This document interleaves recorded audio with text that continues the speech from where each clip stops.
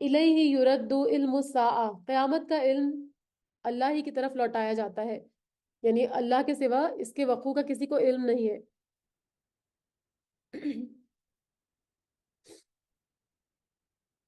وما تخرج من ثمرات من اکمامها وما تحمل من انثى ولا تضع الا بعلمه، اور جو پھل اپنے شگوفوں میں سے نکلتے ہیں اور جو مادہ حمل سے ہوتی ہے اور جو بچے وہ جنتی ہے، سب کا علم اسی کو ہے۔ تو یہ اللہ کے علم کامل اور محیط کا بیان ہے کہ اس کی صفت علم میں اس کا کوئی شریک نہیں ہے، حتیٰ کہ انبیاء علیہ السلام بھی نہیں ہے، ان کو بھی اتنا ہی علم دیا گیا جو اللہ نے ان کو وحی کے ذریعے دیا ہے۔ ہر چیز کا علم اللہ ہی کے پاس ہے۔ اور جس دن اللہ تعالیٰ ان مشرکوں کو بلا کر دریافت فرمائے گا کہ میرے شریک کہاں ہیں، وہ جواب دیں گے کہ ہم نے تو تجھے کہہ سنایا کہ ہم سے تو کوئی اس کا گواہ نہیں ہے، یعنی کوئی ماننے کو تیار ہی نہیں تھا کہ ہم جو ہے وہ کسی کو آپ کے ساتھ شریک کرتے تھے، کیونکہ سارے شریک ان سے گم ہو جائیں گے، اور جن جن کی پرستش اس سے پہلے یہ کرتے تھے وہ ان کی نگاہ سے گم ہو جائیں گے، یعنی ان کو کوئی فائدہ نہیں پہنچائیں گے، اور انہوں نے سمجھ لیا کہ اب ان کے لیے بچاؤ کا کوئی راستہ نہیں ہے۔ یعنی قیامت والے دن وہ یہ یقین کرنے پر مجبور ہو جائیں گے کہ اللہ کے عذاب سے آج ان کو کوئی نہیں بچا سکے گا۔ ساری زندگی وہ جن کی پرستش کرتے رہے، جن بتوں کو پوجتے رہے، وہ آج اللہ کے عذاب سے ان کو بچانے والے نہیں ہوں گے۔ بھلائی کے مانگنے سے انسان تھکتا نہیں ہے، یعنی دنیا کا جو مال و اسباب ہے، صحت اور قوت ہے، عزت اور رفعت ہے، اور دنیا کی جتنی نعمتیں ہیں، ان کو مانگتے مانگتے انسان نہیں تھکتا، بلکہ مانگتا ہی رہتا ہے۔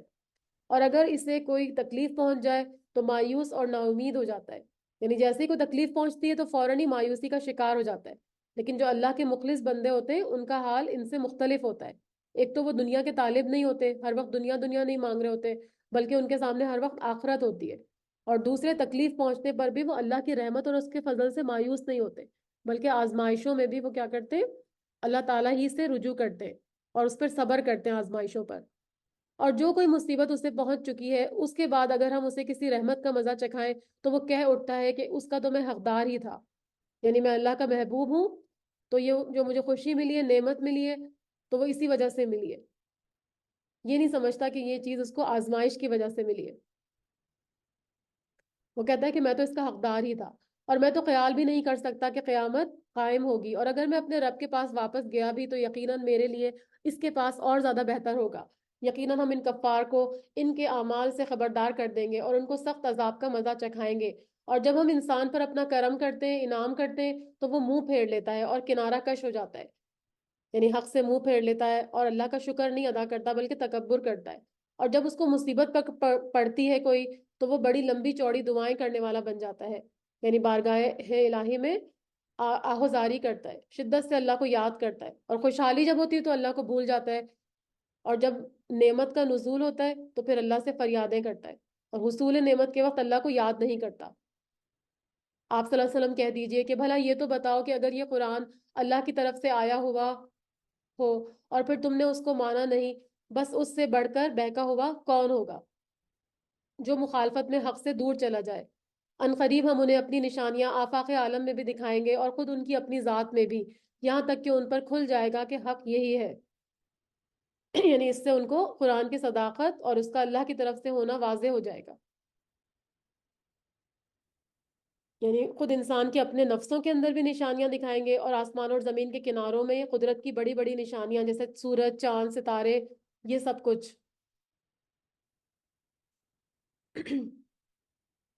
کیا آپ صلی اللہ علیہ وسلم کے رب کا ہر چیز سے واقف اور آگاہ ہونا کافی نہیں ہے؟ یعنی وہی اس بات کی گواہی دے رہا ہے کہ قرآن اللہ کا کلام ہے، اور جو اس کے رسول ہیں محمد صلی اللہ علیہ وسلم، وہ اس کے سچے رسول ہیں۔ یقین جانو کہ یہ لوگ اپنے رب کے روبرو جانے سے شک میں ہیں، یعنی اس کے بارے میں شک میں پڑے ہوئے، اسی لیے وہ ان آیتوں میں، اس نشانیوں میں غور و فکر ہی نہیں کرتے اور آخرت کا یقین ہی نہیں رکھتے۔ الا انہ بکل شیء محیط، اور یاد رکھو کہ اللہ تعالیٰ ہر چیز کا احاطہ کیے ہوئے ہے، یعنی اس کے لیے قیامت کا وقوع کوئی مشکل کام نہیں ہے، تمام مخلوقات پر اللہ ہی کا غلبہ اور تصرف ہے، اس کو کوئی روکنے والا نہیں ہے۔ صدق اللہ العلی العظیم۔ بسم اللہ الرحمن الرحیم۔ سورت الشورى، سورت شورہ مکی سورت ہے، اور اس میں 53 آیتیں ہیں اور 5 رکوع ہیں۔ شروع کرتی ہوں اللہ کے نام سے جو بڑا مہربان اور نہایت رحم فرمانے والا ہے۔ ہا میم عین سین قاف، یہ حروف مقطعات ہیں۔ کذالک یوحی الیک و الی الذین من قبلک اللہ العزیز الحکیم۔ اللہ جو زبردست ہے اور حکمت والا ہے، اسی طرح تیری طرف اور تجھ سے اگلوں کی طرف وہی بھیجتا رہا ہے۔ آسمانوں کی تمام چیزیں اور جو کچھ زمین میں ہے سب اسی کا ہے، اور وہ برتر اور عظیم الشان ہے۔ یعنی جس طرح سے آپ صلی اللہ علیہ وسلم کے اوپر قرآن نازل کیا گیا، اس طرح پچھلے جو انبیاء گزرے ان کے اوپر بھی صحیفے اور کتابیں نازل کی گئیں، اور وہی اللہ کا وہ کلام ہوتا ہے جو فرشتے کے ذریعے اللہ تعالیٰ اپنے پیغمبروں کے پاس بھیجتے ہیں۔ ایک صحابی نے آپ صلی اللہ علیہ وسلم سے وحی کی کیفیت پوچھی تھی، تو آپ صلی اللہ علیہ وسلم نے فرمایا کہ کبھی تو یہ میرے پاس گھنٹی کی آواز کی طرح سے آتی ہے، اور یہ مجھ پر سب سے زیادہ سخت ہوتی ہے۔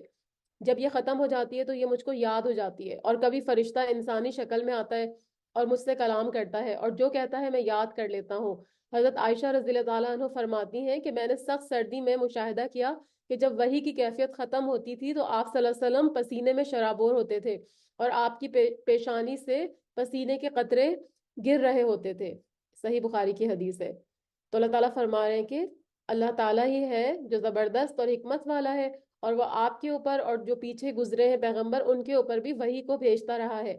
آسمان کی تمام چیزیں اور جو کچھ زمین میں ہے سب اسی کا ہے، اور وہ برتر اور عظیم الشان ہے۔ قریب ہے کہ آسمان اوپر سے پھٹ پڑے، یعنی اللہ کی عظمت اور جلال اتنا زیادہ ہے کہ اس کی عظمت اور جلال کی وجہ سے آسمان پھٹ سکتے ہیں، اور تمام فرشتے اپنے رب کی پاکی تعریف کے ساتھ بیان کر رہے ہیں، اور زمین والوں کے لیے استغفار کر رہے ہیں۔ ہم نے پڑھا تھا کہ عرش کو جو اٹھائے ہوئے فرشتے تھے وہ مومنین کے لیے استغفار کر رہے تھے، تو یہاں بھی فرمایا کہ فرشتے زمین والوں کے لیے استغفار کر رہے ہوتے ہیں۔ تو یہ بہت یہ خوبصورت بات ہے کہ ہمارے لیے فرشتے استغفار کر رہے، اور وہاں پہ مومنین کی بات ہوئی تھی۔ خوب سمجھ رکھو کہ اللہ تعالیٰ ہی معاف کرنے والا اور رحمت کرنے والا ہے، یعنی جو اللہ کے اطاعت گزار بندے ہیں ان کو معاف کرنے والا ہے، اور کافر اور نافرمان جو ہے ان کو فوراً نہیں پکڑنا بلکہ ان کو ایک وقت مہلت کا کوئی وقت دینا، یہ بھی اللہ تعالیٰ کی رحمت اور مغفرت ہی کی قسم ہے۔ یعنی اللہ تعالیٰ ہر انسان کے اوپر رحم کر رہا ہے، کافر ہو چاہے مومن ہو، سب کے اوپر اللہ تعالیٰ کی رحمت موجود ہے۔ اور جن لوگوں نے اس کے سوا دوسروں کو کارساز بنا لیا ہے اللہ تعالیٰ ان پر نگران ہے۔ یعنی دوسروں کو کارساز بنانے کا مطلب اللہ کو چھوڑ کے دوسروں کے پاس وہ جاتے ہیں اور دوسروں سے مانگتے ہیں۔ تو اللہ تعالیٰ فرما رہے ہیں کہ یہ سارے ان کے جو بھی وہ عمل کر رہے ہیں ان سب پر اللہ نگران ہے، اور ان کے عملوں کو اللہ تعالیٰ محفوظ کر رہا ہے، اور پھر ان کو اس کے حساب سے سزا ملے گی۔ اور آپ صلی اللہ علیہ وسلم ان کے ذمہ دار نہیں ہیں، آپ اس بات کے مکلف نہیں ہیں کہ ان کو ہدایت کی راہ پر لگا دیں، ان کے گناہوں پر ان کا مواخذہ کریں۔ یہ تو اللہ تعالیٰ کا کام ہے، آپ کا کام صرف اور صرف پہنچا دینا ہے، یعنی جو کلام آپ کو دیا گیا، جو وحی آپ کو دی گئی وہ اپنے بندوں تک پہنچانی ہے۔ وَكَذَلِكَ أَوْحَيْنَا إِلَيْكَ قُرْآنًا عَرَبِيًّا لِتُنذِرَ أُمَّ الْقُرَىٰ وَمَنْ حَوْلَهَا، اور اسی طرح ہم نے آپ صلی اللہ علیہ وسلم کی طرف عربی قرآن کی وحی کی ہے تاکہ آپ مکہ والوں کو اور اس کے آس پاس کے لوگوں کو خبردار کر دیں۔ یعنی ہر رسول اس کی قوم کی زبان میں ہی بھیجا، ان کی قوم میں سے ہی رسول کو اٹھایا گیا۔ جتنی بھی قومیں پیچھے گزری ہیں ان سب میں جو رسول آئے وہ ان کی قوم میں سے ہی آئے، تو آپ صلی اللہ علیہ وسلم کو بھی عربی زبان میں قرآن کو نازل فرما کر آپ کے ساتھ بھیجا، کیونکہ آپ صلی اللہ علیہ وسلم کی جو قوم ہے وہ یہی زبان بولتی ہے۔ اور پھر اس کے علاوہ ام القریٰ سے مراد یہاں مکے کی بستی ہے، مطلب مکہ ہے، اور اسے بستیوں کی ماں کہا جاتا ہے کیونکہ یہ عرب کی قدیم ترین بستی ہے، تو اسی لیے اس کو ام القریٰ کہا گیا۔ اور اس کے ارد گرد من حولہا کا مطلب اس کے مشرق اور مغرب کے تمام علاقے، یعنی ان سب کے لیے آپ صلی اللہ علیہ وسلم کو بھیجا کہ اگر وہ کفر اور شرک سے توبہ نہ کی انہوں نے تو پھر عذاب الہی کے مستحق قرار پائیں گے۔ اور جمع ہونے کے دن سے، یعنی قیامت کے دن کو جمع ہونے والا دن اس لیے کہا گیا کہ اس میں اگلے پچھلے سارے لوگ جمع ہوں گے۔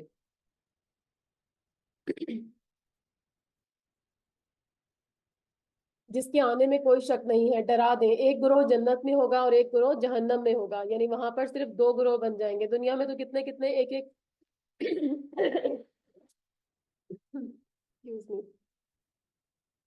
دنیا میں تو اتنے سارے فرقے بنے ہوئے، اور لیکن وہاں پر صرف دو ہی گروہ ہوں گے، ایک جنتی ہوگا اور ایک دوزخی ہوگا۔ تو اللہ تعالیٰ فرما رہے ہیں کہ اگر اللہ تعالیٰ چاہتا تو ان سب کو ایک ہی امت بنا دیتا، یعنی قیامت والے دن پھر کیا ہوتا؟ دو گروہ نہیں ہوتے بلکہ ایک ہی گروہ ہوتا، وہ صرف اہل جنت ہوتے. لیکن اللہ تعالیٰ نے جبر کو پسند نہیں کیا، اور انسان کو آزمانے کے لیے اس نے اس کو انسان کو ارادہ اور اختیار دیا. لیکن وہ جسے چاہتا ہے اپنی رحمت میں داخل کر لیتا ہے، اور ظالموں کا کوئی حامی اور مددگار نہیں ہے. کیا ان لوگوں نے اللہ تعالیٰ کے سوا اور کارساز بنا لیے ہیں؟ حقیقتاً تو اللہ تعالیٰ ہی کارساز ہے. وہی مردوں کو زندہ کرے گا، اور وہ ہر چیز پر قدرت رکھنے والا ہے. یعنی جب اللہ تعالیٰ ہی ہر چیز کا حامی و ناصر ہے، کارساز ہے، تو پھر اس کا مطلب ہے کہ صرف اللہ ہی کو عبادت کے لائق سمجھا جائے. کیونکہ باقی جو جن جن کو یہ لوگ اللہ کے ساتھ شریک ٹھہراتے تھے، وہ نہ سنتے ہیں اور نہ ہی جواب دینے کی طاقت رکھتے ہیں، اور نہ ہی ان کے پاس نفع اور نقصان کی کوئی صلاحیت ہے. کیا ان لوگوں نے اللہ تعالیٰ کے سوا اور کارساز بنا لیے ہیں؟ حقیقتاً تو اللہ ہی ان کا کارساز ہے. وہی مردوں کو زندہ کرے گا، اور وہ ہر چیز پر قدرت رکھنے والا ہے. اور جس جس چیز میں تمہارا اختلاف ہو، اس کا فیصلہ اللہ تعالیٰ ہی کی طرف سے ہے.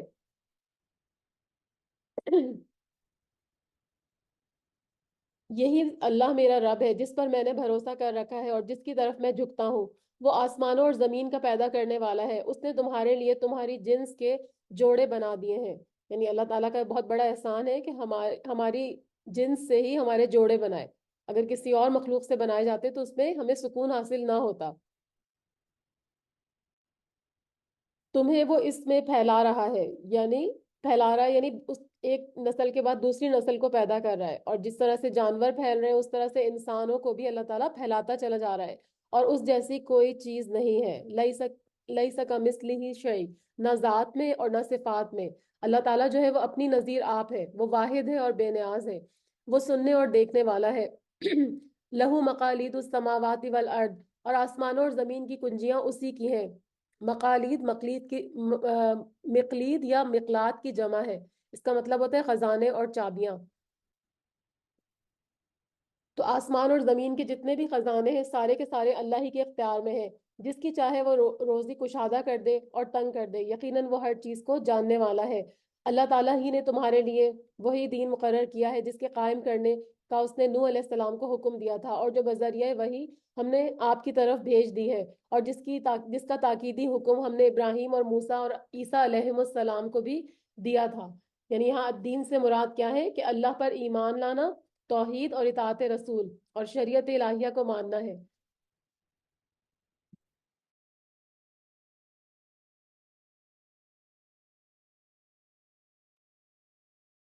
جتنے بھی انبیاء گزرے تھے ان سب کی دعوت یہی تھی، یعنی دعوت توحید وہ اپنی اپنی قوم کو دیتے رہے، اور سب کے درمیان یہی دین جو تھا وہ مشترک تھا. آپ صلی اللہ علیہ وسلم نے فرمایا ہے کہ ہم انبیاء کی جماعت اللہتی بھائی ہیں اور ہمارا دین ایک ہی ہے. یعنی ایک دین وہی توحید اور اطاعت رسول صلی اللہ علیہ وآلہ وسلم ہے، جس کی دعوت جو ہے وہ ہر کسی نے دی. یعنی ہر پیغمبر نے اپنی اطاعت کرنے کو کہا، اور اللہ تعالیٰ کی عبادت کرنے کو کہا، اور کہا کہ اس میں پھوٹ نہ ڈالنا. یعنی صرف ایک اللہ کی عبادت اور اس کی اطاعت کرنا، اور اللہ کے ساتھ شریک نہ ٹھہرانا. اور جس چیز کی طرف آپ انہیں بلا رہے ہیں وہ تو ان مشرکین پر بہت ہی گراں گزرتی ہے. اللہ تعالیٰ جسے چاہتا ہے اپنا برگزیدہ کر لیتا ہے، کیونکہ یعنی جس کو چاہتا ہے وہ ہدایت دے سکتا ہے، یا جس کو چاہے پیغمبری کے لیے چن لیتا ہے. اور آپ صلی اللہ علیہ وسلم جس دین کی طرف ان کو بلا رہے تھے وہ دین کیا تھا کہ ایک اللہ کی عبادت کرنا، اور یہ ان کو بہت ہی برا لگ رہا تھا. اور جو بھی اس کی طرف رجوع کرے گا اور اس کی صحیح رہنمائی وہ کرتا ہے، یعنی اللہ کی طرف اگر ہدایت حاصل کرنی ہے تو پھر اللہ تعالیٰ کی طرف رجوع کرنا ہوگا. لیکن جب اختلاف کریں گے تو پھر اللہ تعالیٰ آپ کو گمراہی میں چھوڑ دیتا ہے، پھر آپ کو ہدایت کی توفیق نہیں ہوتی. ان لوگوں نے اپنے پاس علم آ جانے کے بعد ہی اختلاف کیا، اور وہ بھی باہمی بحث اور ضد کی وجہ سے. یعنی ان کے پاس یہ جو یہودی اور نصارہ تھے ان کے پاس علم آ گیا تھا، ہدایت اللہ تعالیٰ نے ان کو پیغمبروں کے ذریعے بھیج دی تھی. اب تو کوئی اختلاف کرنے کا جواز باقی نہیں رہا تھا، لیکن انہوں نے صرف بغض، اناد اور ضد اور حسد کی وجہ سے یہ کیا تھا. اور اگر آپ صلی اللہ علیہ وسلم کے رب کی بات ایک وقت مقرر تک کے لیے پہلے ہی سے قرار نہ پا گئی ہوتی تو یقیناً ان کا فیصلہ کر دیا جاتا، یعنی فوراً عذاب بھیج کے ان کی پکڑ کر لی جاتی.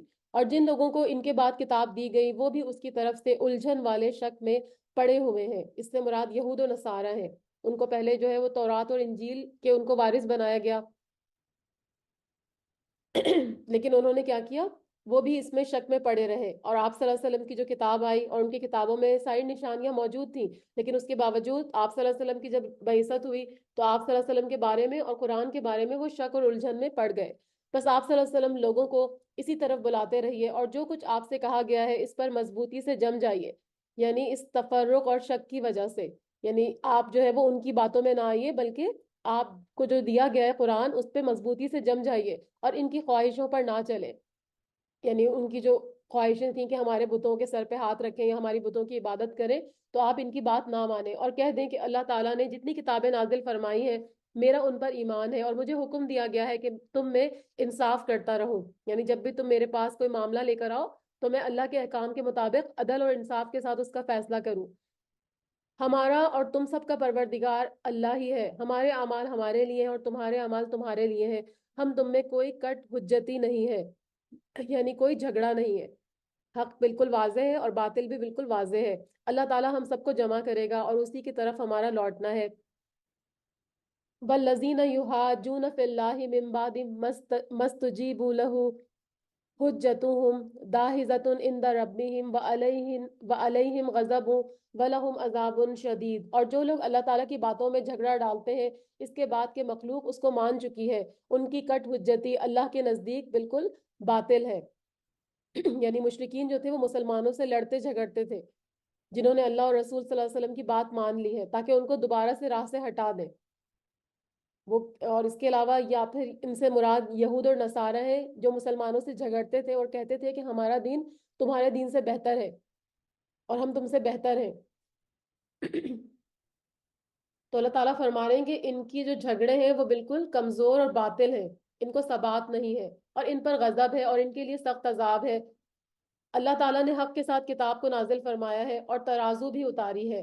الکتاب سے مراد یا تو قرآن مجید ہے یا پھر پیغمبروں پر جو کتابیں نازل ہوئی وہ سب کی سب حق اور سچی تھیں، اور یہاں پر بطور خاص قرآن مجید مراد ہے، اس کی صداقت کو واضح کیا جا رہا ہے۔ اور میزان سے مراد عدل و انصاف ہے۔ عدل کو میزان کیوں کہا گیا؟ کیونکہ یہ برابری اور انصاف کا آلہ ہے، اس کے ذریعے سے لوگوں کے درمیان برابری ممکن ہوتی ہے،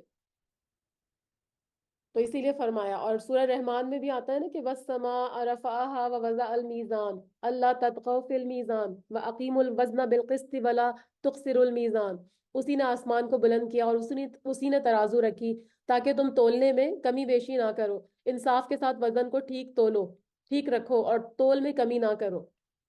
تو اللہ تعالیٰ نے ہی میزان کو اتارا۔ اور آپ کو کیا خبر ہے کہ شاید قیامت قریب ہی ہو، یعنی قیامت جو ہے وہ عنقریب آنے والی ہو، کہ جلدی انہیں پڑی ہے جو اس کو نہیں مانتے، جو یوم آخرت پر یقین نہیں رکھتے تو وہ اس کو اس کے مذاق اڑانے کے لیے اس کو جلدی مانگ رہے ہیں، اور جو اس پر یقین رکھتے ہیں وہ تو اس سے ڈر رہے ہیں، کیونکہ ان کو پتہ ہے، ان کے دل میں یہ خوف ہے کہ اللہ تعالیٰ ہم سے حساب لے گا، ہمارا مواخذہ کرے گا، تو اس ڈر سے وہ قیامت سے بھی ڈر رہے کہ جب وہ آئے گی تو پھر ہمیں فیصلہ ہمارا ہو جائے گا۔ انہیں اس کے حق ہونے کا پورا علم ہے۔ یاد رکھو جو لوگ قیامت کے معاملے میں لڑ جھگڑ رہے ہیں وہ دور کی گمراہی میں پڑے ہوئے ہیں، کیونکہ وہ دلائل پر غور ہی نہیں کرتے، اور ایمان جو اگر وہ دلائل پہ غور و فکر کرتے جو آپ صلی اللہ علیہ وسلم پیش کر رہے تھے تو اس سے کیا ہوتا، ان کو ایمان کی توفیق میں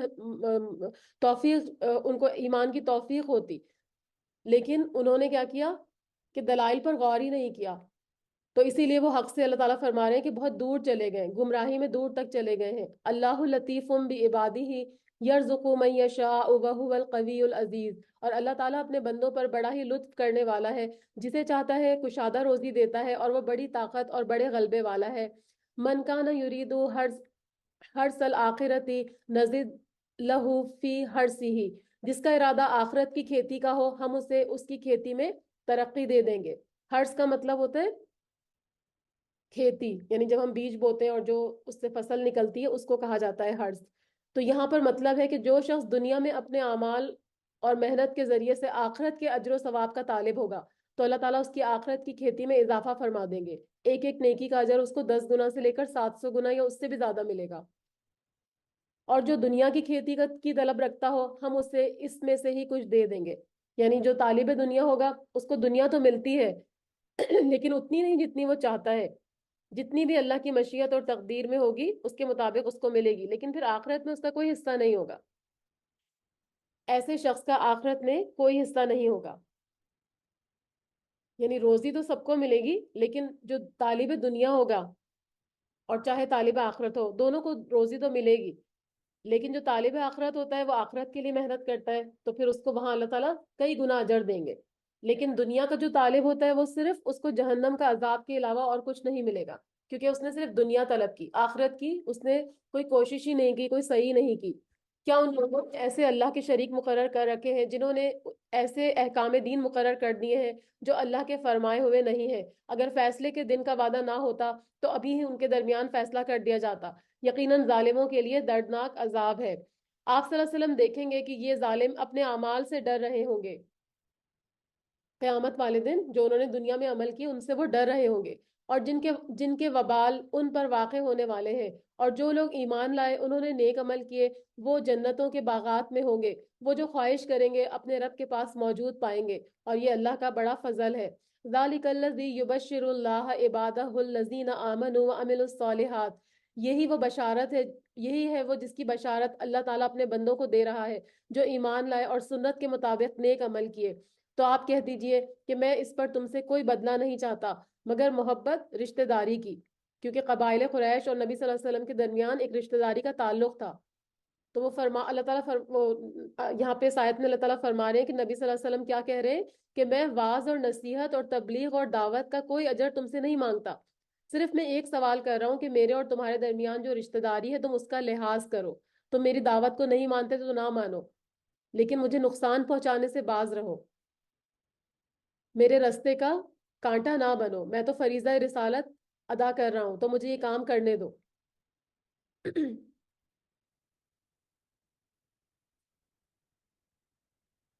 جو شخص کوئی نیکی کرے گا ہم اس کے لیے اس کی نیکی میں اور نیکی بڑھا دیں گے. بے شک اللہ تعالیٰ بہت بخشنے والا اور بہت ہی قدردان ہے. یعنی اس کے اجر و ثواب میں اللہ تعالیٰ فرما رہے ہیں نیکی کرنے والوں کے اجر و ثواب میں مزید اضافہ کر دیں گے، اور پھر نہ صرف اضافہ کریں گے بلکہ اس کو اور نیکیوں کی توفیق بھی دے دیں گے. اور اللہ تعالیٰ تمام گناہوں کی پردہ پوشی فرماتا ہے اور زیادہ سے زیادہ اجر عطا فرماتا ہے، کیونکہ وہ بہت ہی قدردان ہے. کیا یہ کہتے ہیں کہ پیغمبر نے اللہ پر جھوٹ باندھا ہے؟ اگر اللہ تعالیٰ چاہے تو آپ صلی اللہ علیہ وآلہ وسلم کے دل پر مہر لگا دے. یعنی اس الزام میں اگر صداقت ہوتی، ان کی باتیں سچی ہوتی، تو اللہ تعالیٰ فرما رہے ہیں کہ ہم آپ کے دل پر مہر لگا دیتے اور قرآن آپ کے دل سے محو ہو جاتا. اور اللہ تعالیٰ اپنی باتوں سے جھوٹ کو مٹا دیتا ہے اور سچ کو ثابت رکھتا ہے. وہ سینے کی باتوں کو جاننے والا ہے. یعنی اس سے کیا پتہ چل رہا ہے کہ قرآن کی سچائی پتہ چل رہی ہے کہ قرآن اللہ کی سچی کتاب ہے اور محمد صلی اللہ علیہ وسلم اللہ کے سچے پیغمبر ہیں. اگر ایسا نہ ہوتا تو اللہ تعالیٰ اس کو مٹا دیتے.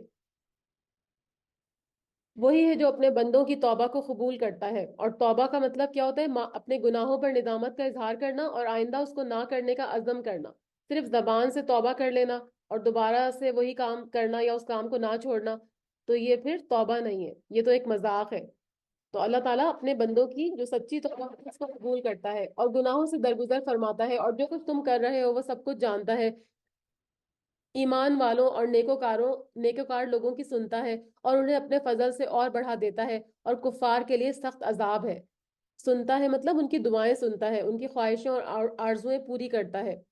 حدیث میں آتا ہے کہ اللہ اپنے بندے کی توبہ سے اس شخص سے بھی زیادہ خوش ہوتا ہے جس کی سواری ماں کھانے پینے کے سامان کے صحرا میں گم ہو جائے اور وہ نا امید ہو کر کسی درخت کے نیچے لیٹ جائے، اچانک اس کو اپنی سواری مل جائے تو فرت مسرت سے اس کے منہ سے نکل جائے اے اللہ تو میرا بندہ اور میں تیرا رب. یعنی شدت خوشی میں وہ غلطی کر جائے، کیونکہ اس کو ایک دم سے جب سامان نظر آیا تو اس نے یہ الفاظ منہ سے نکال دیے. تو اللہ تعالیٰ بھی اسی شخص کی طرح بندے کی توبہ سے بہت زیادہ خوش ہوتے ہیں.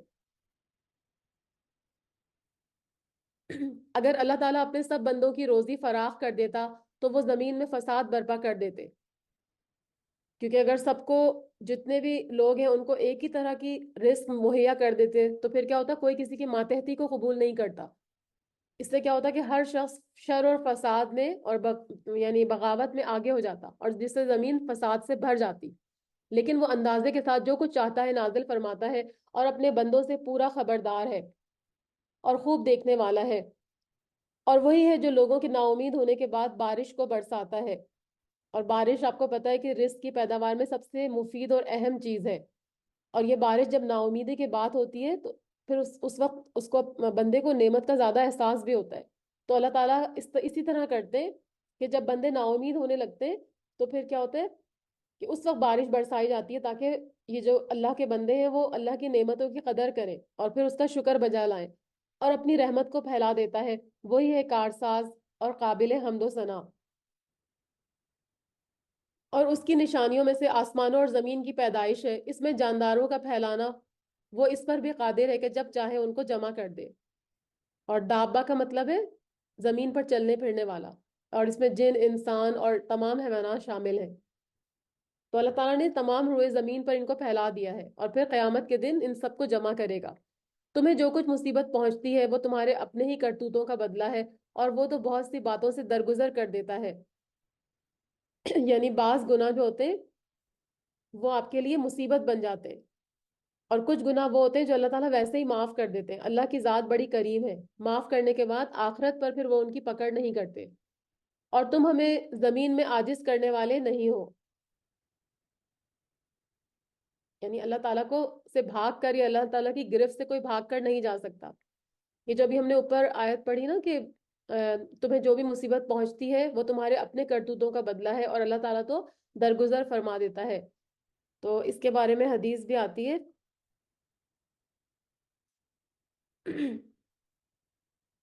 کہ مومن کو جو بھی تکلیف اور غم اور حزن پہنچتا ہے، حتیٰ کہ اس کے پیر میں اگر ایک کانٹا بھی چبھتا ہے تو اللہ تعالیٰ اس کی وجہ سے اس کے گناہوں کو معاف کر دیتے ہیں۔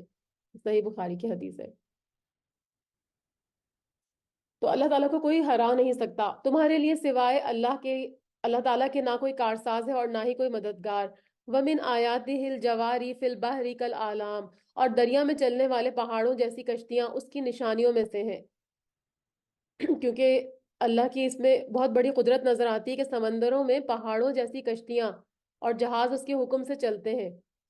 اگر اللہ تعالیٰ حکم نہ دے تو وہ پہاڑ، جو پہاڑ جیسے جہاز ہے، وہ وہیں کے وہیں کھڑے رہ جائیں اور وہ آگے نہ بڑھ سکے، اور لوگ تجارت وغیرہ نہ کر سکے، اللہ کا فضل نہ تلاش کر سکے۔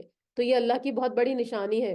اگر وہ چاہے تو ہوا کو بند کر دے اور یہ کشتیاں سمندروں پر رکی رہ جائیں، یقیناً اس میں ہر صبر کرنے والے اور شکر کرنے والے کے لیے نشانیاں ہیں۔ یا ان کو ان کے کرتوتوں کے باعث تباہ کر دے یعنی وہ وہیں پر ڈوب جائیں کشتیاں اور سمندر میں طوفان آ جائے، وہ تو بہت سی خطاؤں سے درگزر فرماتا ہے۔ اللہ تعالیٰ کی بہت بڑی مہربانی ہے کہ اللہ تعالیٰ لوگوں کے گناہوں کو معاف کر دیتا ہے، ورنہ ان کے گناہ تو اتنے ہیں کہ اللہ تعالیٰ چاہے تو کشتیوں کو وہیں پر غرق کر دے سمندر کے اندر۔ اور تاکہ جو لوگ ہماری نشانیوں میں جھگڑتے ہیں معلوم کر لیں کہ ان کے لیے کوئی چھٹکارا نہیں ہے، یعنی اللہ کے عذاب سے بھاگ کر وہ نہیں جا سکتے۔ تو تمہیں جو کچھ دیا گیا ہے وہ زندگانی دنیا کا کچھ یوں ہی سا اسباب ہے، یعنی یہ بہت ہی معمولی اور حقیر ہے۔ یعنی دنیا میں اگر آپ کو قارون کا خزانہ بھی مل جائے نا تو اس سے دھوکے میں مبتلا ہونے کی ضرورت نہیں ہے، کیونکہ یہ عارضی اور فانی ہے۔ جتنی بھی چیزیں آپ کو ملی ہیں سب ایک نہ ایک دن چھوڑ کے آپ نے چلے جانا ہے، اور آپ کو پتہ بھی نہیں کہ آپ نے کب دنیا سے چلے جانا ہے۔ ہر ایک کی موت کا وقت مقرر ہے لیکن اس کو نہیں پتا، اور وہ دنیا کے سامان اکٹھے کرنے میں لگا ہوا ہے لیکن اس نے آخرت کے لیے کوئی تیاری نہیں کی ہے۔ تو اللہ تعالیٰ فرما رہے ہیں کہ یہ سارا سامان جو ہے وہ بالکل متاع الحیات دنیا ہے، بالکل تھوڑا سا معمولی سا سامان ہے، اور اللہ کے پاس جو کچھ ہے وہ اس سے بدرجہ وہ اس سے بدرجہ بہتر ہے۔ یعنی اللہ تعالیٰ کے پاس جو کچھ بھی ہے، آخرت میں جو کچھ بھی ہے، اس کو فنا نہیں ہے۔ سب سے پہلی بات کہ اس کو فنا نہیں ہے، اور دوسرا دنیا آخرت کی جو نعمتیں ہوں گی، جنت کی جو نعمتیں ہوں گی، اس کو ہم دنیا سے کمپیئر بھی نہیں کر سکتے، اور بہت ہی پائیدار ہے، یعنی باقی رہنے والا ہے۔ وہ ان کے لیے ہے جو ایمان لائے اور صرف اپنے رب پر ہی وہ توکل کرتے ہیں، اور کبیرہ گناہوں سے اور بے حیائیوں سے بچتے ہیں، اور غصے کے وقت بھی معاف کر دیتے ہیں۔ اب یہاں پر اللہ تعالیٰ فرما رہے ہیں اس آیت میں کہ جو اللہ کے پاس ہے، یعنی اللہ کے پاس جو نعمتیں ہیں وہ کن لوگوں کو ملیں گی، ان کی یہاں پر کوالٹیز بتائی جا رہی ہیں کہ یہ وہ لوگ ہیں، سب سے پہلی بات کہ وہ ایمان لائے، دوسری بات کہ وہ اپنے رب پر توکل کرتے ہیں، اور پھر اس کے بعد کبیرہ گناہوں سے اور بے حیائیوں سے بچتے ہیں، اور غصے کے وقت بھی معاف کر دیتے ہیں۔ تو لوگوں کو معاف کر دینا ان کی مزاج اور طبیعت کا حصہ ہے، انتقام اور بدلہ وہ نہیں لیتے۔ آپ صلی اللہ علیہ وسلم کے بارے میں بھی آتا ہے نا کہ آپ صلی اللہ علیہ وسلم نے اپنی ذات کے لیے کبھی بدلہ نہیں لیا۔ ہاں، اللہ تعالیٰ کی حرمتوں کو جب توڑا جاتا تھا تو پھر آپ کے لیے ناقابل برداشت ہو جاتا تھا، اور پھر اور کیا کوالٹی ہے؟ والذین استجابوا لربہم، اپنے رب کے فرمان کو قبول کر لیتے ہیں، یعنی اس کی اطاعت پر اور آپ صلی اللہ علیہ وسلم کی اتباع میں بالکل بھی انکار نہیں کرتے۔ وَأَقَامُوا الصَّلَاةَ، اور نماز کی پابندی کرتے ہیں، کیونکہ نماز جو ہے وہ دین کا سب سے اہم رکن ہے، اور نماز کے بغیر آپ کا دین ہی مکمل نہیں ہوتا۔ تو نماز کی پابندی اور اقامت کا بطور خاص یہاں پر ذکر کیا گیا ان لوگوں کی کوالٹیز میں، اور ان کا ہر کام آپس کے مشورے سے ہوتا ہے۔ شورا کا لفظ جو ہے، شورا کا مطلب ہوتا ہے مشورہ کرنا، یعنی اہل ایمان ہر کام میں باہمی مشاورت سے کرتے ہیں اور اپنی رائے کو حرف آخر نہیں سمجھتے۔ آپ صلی اللہ علیہ وآلہ وسلم کو بھی اللہ نے حکم دیا تھا کہ مسلمانوں سے مشورہ کرو، چنانچہ آپ صلی اللہ علیہ وسلم جنگی معاملات اور دیگر اہم کاموں میں مشاورت کا خاص اہتمام کرتے تھے۔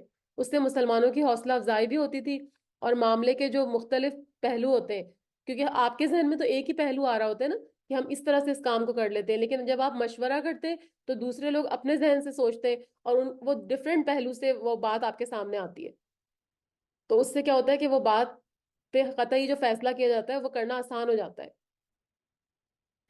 تو اس طرح ہر ہر معاملے میں، جنگ میں اور جو بھی کوئی اہم کام کرنا ہوتا تھا، اس میں آپ صلی اللہ علیہ وسلم اپنے صحابہ سے ضرور مشورہ لیتے تھے۔ تو ہمیں بھی یہاں پہ یہ سبق مل رہا ہے کہ ہم بھی ہر کام میں لوگوں سے مشورہ لیں، جیسے اگر کوئی صاحب جو گھر کے حکمران ہوتے ہیں ان کو بھی چاہیے کہ گھر والوں سے مشورہ لے کر کوئی کام کیا جائے۔ آخری فیصلہ، قطعی فیصلہ تو انہی کا ہوگا، لیکن یہ ہے کہ مشورہ کرنے سے کیا ہوتا ہے کہ آپ کو صحیح، مطلب آپ کی جو حکمت ہوتی ہے نا وہ زیادہ بہتر طریقے سے سامنے آتی ہے۔ تو یہاں پر یہی فرمایا گیا کہ وہ ہر کام ان کا مشورے سے ہوتا ہے، اور جو ہم نے ان کو دے رکھا ہے اس میں سے ہمارے نام پر وہ دیتے ہیں، اور جب ان پر ظلم اور زیادتی ہوتی ہے تو صرف بدلہ لے لیتے ہیں، یعنی بدلہ لینے کی تو اجازت ہے نا، تو بدلہ لینے سے وہ عاجز نہیں ہے، لیکن کیا ہوتا ہے یہ ایسے لوگ ہیں جو قدرت کے باوجود معافی کو ترجیح دیتے ہیں، کیونکہ آپ صلی اللہ علیہ وسلم کا بھی یہی رویہ تھا کہ آپ صلی اللہ علیہ وسلم نے فتح مکے والے دن اپنے خون کے پیاسوں کو عام معافی کا اعلان کر دیا تھا، اور حدیبیہ میں بھی آپ نے 80 آدمیوں کو معاف کر دیا تھا جنہوں نے آپ کے خلاف سازش کی تھی۔ تو معافی اللہ تعالیٰ کو اس لیے زیادہ پسند ہے کہ اللہ تعالیٰ بھی تو ہمارے بہت سے گناہوں کو معاف کرتے ہیں نا، تو اسی لیے، اور برائی کا بدلہ اسی برائی جیسا ہے، اور جو معاف کر دے اور اصلاح کر لے اس کا اجر اللہ کے ذمے ہے۔ فی الواقع اللہ تعالیٰ ظالموں سے محبت نہیں کرتا، اور جو شخص اپنے مظلوم ہونے کے بعد برابر کا بدلہ لے لے تو ایسے لوگوں پر الزام کا کوئی راستہ نہیں ہے۔ یہ راستہ صرف ان لوگوں پر ہے جو خود دوسروں پر ظلم کرتے ہیں اور زمین میں ناحق فساد پیدا کرتے ہیں، یہی لوگ ہیں جن کے لیے دردناک عذاب ہے۔ اور جو شخص صبر کر لے اور معاف کر دے یقیناً یہ بڑی ہمت کے کاموں میں سے ہے، اور جس کو اللہ تعالیٰ بہکا دے اس کا اس کے بعد کوئی چارہ ساز نہیں ہے۔ اور آپ دیکھیں گے کہ ظالم لوگ عذاب کو دیکھ کر کہہ رہے ہوں گے کہ کیا واپس جانے کی کوئی راہ ہے، اور آپ ان کو دیکھیے گا کہ وہ جہنم کے سامنے لا کھڑے کیے جائیں گے اور مارے ذلت کے جھکے جا رہے ہوں گے اور کنکھیوں سے دیکھ رہے ہوں گے۔ ایمان والے صاف کہیں گے کہ حقیقی نقصان کار تو وہ ہیں جنہوں نے آج قیامت کے دن اپنے آپ کو اور اپنے گھر والوں کو نقصان میں ڈال دیا۔ یاد رکھو یقیناً ظالم لوگ دائمی عذاب میں ہوں گے۔ یعنی دائمی عذاب سے مطلب ہمیشہ کا عذاب ہوگا ان کے لیے، وہاں سے وہ اپنے اپنے آپ کو عذاب سے بچا نہیں سکیں گے۔ ان کا کوئی مددگار نہیں ہے جو اللہ تعالیٰ سے الگ ان کی امداد کر سکے، اور جسے اللہ گمراہ کر دے اس کے لیے کوئی راستہ نہیں ہے۔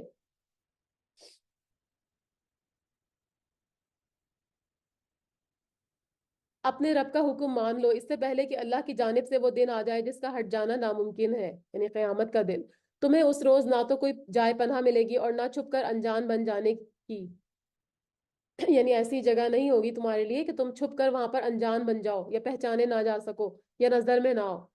کوئی راہ فرار نہیں ہوگی، ہر کسی کو اللہ کے آگے اپنا حساب دینا ہوگا۔ فَإِنْ آرزو، اور آرزو اگر یہ منہ پھیر لے، فما ارسلناک علیہم حفیظا، تو ہم نے آپ کو ان پر نگہبان بنا کر نہیں بھیجا۔ ان علیک الا البلاغ، آپ بے شک آپ کے اوپر تو صرف پہنچا دینا ہے۔ وَإِنَّا إِذَا أَذَقْنَا الْإِنسَانَ مِنَّا رَحْمَةً فَرِحَ بِهَا، ہم جب بھی انسان کو کوئی اپنی مہربانی کا مزہ چکھاتے ہیں تو وہ اس پر اترانے لگتا ہے، اور اگر ان کے اعمال کی وجہ سے کوئی مصیبت ان پر پہنچتی ہے تو بے شک انسان بڑا ہی ناشکرا ہے۔ یعنی اگر ان کو کوئی مہربانی کا مزہ چکھاتے ہیں، یعنی ان کو وسائل رزق دیتے ہیں، کوئی صحت عافیت کے اولاد کی کثرت دیتے ہیں، تو وہ کیا کرتا ہے؟ تکبر اور غرور کا اظہار کرتا ہے۔ اللہ کی نعمتوں پر خوش ہونا تو منع نہیں ہے، لیکن خوش ہو کے شکر ادا کرنے کا حکم ہے، فخر اور تکبر نہیں کرنا ہے۔ اور جب اس کے کوئی مصیبت دیتے ہیں، یعنی اس کی مال کی کمی ہوتی ہے، بیماری، اولاد سے محرومی ہوتی ہے، تو کیا ہوتا ہے؟ فوراً اپنی نعمتوں کو بھول جاتا ہے، اور جس نے اس کو نعمتیں دی تھی پہلے ان کو بھی بھول جاتا ہے۔ تو اللہ تعالیٰ فرما رہے ہیں کہ انسانوں کی جو اکثریت ہے نا، ان کا یہی رویہ ہوتا ہے، یا پھر جن کا ایمان کمزور ہوتا ہے وہ لوگ یہ سمجھتے ہیں۔ لیکن اللہ کے جو نیک بندے ہوتے ہیں، مومن ہوتے ہیں، وہ کیا کرتے ہیں؟ وہ ایسا نہیں کرتے، وہ تکلیفوں پر صبر کرتے ہیں اور نعمتوں پر شکر کرتے ہیں۔ للہ ملک السماوات والارض، اور آسمان کی اور زمین کی سلطنت اللہ تعالیٰ ہی کے لیے ہے۔ یخلق ما یشاء، وہ جو چاہتا ہے پیدا کرتا ہے، یعنی جب ساری کائنات میں صرف اللہ ہی کی مشیت اور اسی کا تدبر چلتا ہے تو جو چاہتا ہے وہ پیدا کرتا ہے، کوئی اس میں دخل اندازی کرنے کی قدرت نہیں رکھتا۔ یہب لمن یشاء اناسا ویہب لمن یشاء الذکور، وہ جس کو چاہتا ہے بیٹیاں دیتا ہے اور جسے چاہتا ہے بیٹے دیتا ہے، یا ان کو جمع کر دیتا ہے، یعنی بیٹا اور بیٹی دونوں دے دیتا ہے، بیٹے بھی اور بیٹیاں بھی، اور جسے چاہے بانجھ کر دیتا ہے، وہ بڑے علم والا اور کامل قدرت ہے۔ تو یہاں پر یہ بتا دیا گیا، کیونکہ ہمارے ہاں یہ ہوتا ہے نا کہ بیٹوں کو زیادہ ترجیح دی جاتی ہے، لیکن یہ سب کچھ اللہ کے اختیار میں، انسان کے بس میں کچھ بھی نہیں ہے۔ کبھی عورت کو بلیم کیا جاتا ہے، کبھی مرد کو بلیم کیا جاتا ہے اس کے اوپر، لیکن وہ کرنے کا فائدہ نہیں ہے، کیونکہ جو پیدائش کا اختیار ہے وہ صرف اور صرف اللہ کے پاس ہے۔ ساری چیزوں کا اختیار ہی اللہ کے پاس ہے، تو پیدائش جو بچے پیدا ہوتے ہیں اس میں بھی کسی کو اللہ تعالیٰ فرما رہے ہیں کہ کسی کو بیٹیاں دیتے ہیں، کسی کو بیٹے دیتے ہیں، یا کسی کو ملا جلا کے دیتے ہیں، تو جو بھی کچھ دیتے ہیں، اور یا پھر کسی کو کچھ دیتے ہی نہیں ہے، کسی کی اولاد ہی نہیں ہوتی، تو اللہ تعالیٰ کو معلوم ہے کہ کس کو کیا دینا ہے، وہ بڑے علم والا ہے اور کامل قدرت والا ہے۔ تو ہر حال میں اللہ کا شکر ادا کرنا چاہیے۔ ہاں، اللہ سے مانگنا تو جائز ہے، لیکن یہ کہ جو اللہ نے دیا ہے اس پر صبر اور شکر کرنا چاہیے۔ ناممکن ہے کہ کسی بندے سے اللہ تعالیٰ کلام کرے مگر وحی کے ذریعے یا پردے کے پیچھے سے، یا کسی فرشتے کو بھیجے اور وہ اللہ کے حکم سے جو چاہے وحی کر دے۔ بے شک وہ برتر ہے اور حکمت والا ہے۔ یعنی وحی کی یہاں پر تین شکلیں بتائی گئی اس آیت میں۔ پہلی کیا بات ہے؟ کہ دل میں کسی بات کا ڈال دینا یا خواب میں بتا دینا، اس یقین کے ساتھ کہ یہ اللہ ہی کی طرف سے، جیسے ان کے ہم نے موسیٰ علیہ السلام کی والدہ کے بارے میں پڑھا تھا نا، کہ اللہ نے ان کے دل میں وحی ڈال دی تھی کہ اپنے بیٹے کو سمندر میں بہا دو۔ اور دوسری وحی کیا ہے؟ پردے کے پیچھے سے کلام کرنا، جیسے حضرت موسیٰ علیہ السلام سے کوہ طور پر اللہ تعالیٰ نے کیا تھا۔ اور تیسری وحی کی قسم کیا ہے؟ کہ فرشتے کے ذریعے اپنی وحی کو بھیجنا، جیسے جبرائیل علیہ السلام کا اللہ کا پیغام لے کر آپ صلی اللہ علیہ وسلم کے پاس آتے تھے، کیونکہ اللہ تعالیٰ ہی علی حکیم ہے، برتر ہے اور حکمت والا ہے۔ اور اسی طرح ہم نے آپ کی طرف اپنے حکم سے روح کو اتارا ہے۔ روح سے مراد قرآن ہے، یعنی جس طرح سے آپ سے پہلے اور رسولوں پر ہم وحی کرتے تھے، اسی طرح ہم نے آپ کے اوپر بھی قرآن کی وحی کی ہے۔ آپ اس سے پہلے یہ بھی نہیں جانتے تھے کہ کتاب اور ایمان کیا چیز ہے۔ کتاب سے مراد قرآن ہے، اور نبوت سے پہلے اللہ تعالیٰ فرما رہے ہیں کہ آپ کو کوئی قرآن کا علم تھا ہی نہیں، آپ ایمان سے بھی بے خبر تھے، یعنی جو شریعت میں آپ کو ایمان میں جو تفصیلات چاہیے تھی ان سے بھی آپ بے خبر تھے۔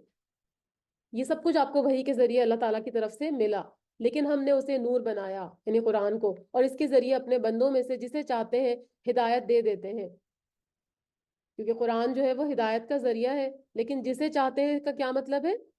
کہ جو ہدایت کو لینا چاہتا ہے، جو اللہ کی طرف رجوع کرتا ہے، اسی کو ہدایت ملتی ہے۔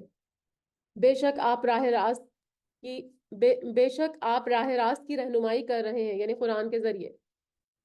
صراط اللہ الذی لہ ما فی السماوات و ما فی الارض الا الی اللہ تسیر الامور، اس اللہ کی راہ کی طرف جس کی ملکیت میں آسمانوں اور زمین کی ہر چیز ہے، آگاہ رہو، سب کام اللہ تعالیٰ ہی کی طرف لوٹتے ہیں۔ یعنی صراط مطلب یہاں پہ صراط سے مراد صراط مستقیم ہے، یعنی اسلام ہے۔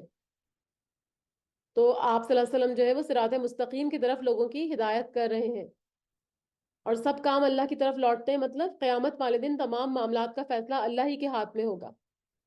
صدق اللہ العلی العظیم۔ سورت زخرف مکی سورت ہے، اور اس میں 89 آیتیں ہیں اور 7 رکوع ہیں۔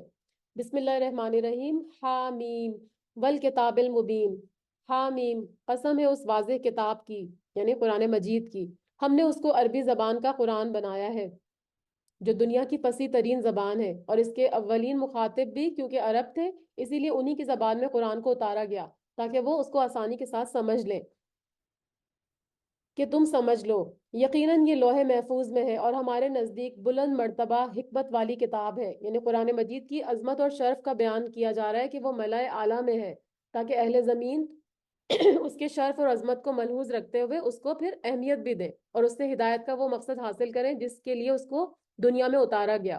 الکتاب سے مراد یہاں پر لوح محفوظ ہے، یعنی لوح محفوظ میں قرآن محفوظ ہے، اور وہیں سے پھر تھوڑا تھوڑا کر کے آسمان دنیا کے پر اتارا گیا، آپ صلی اللہ علیہ وسلم کے قلب پر اتارا گیا آسمان دنیا سے.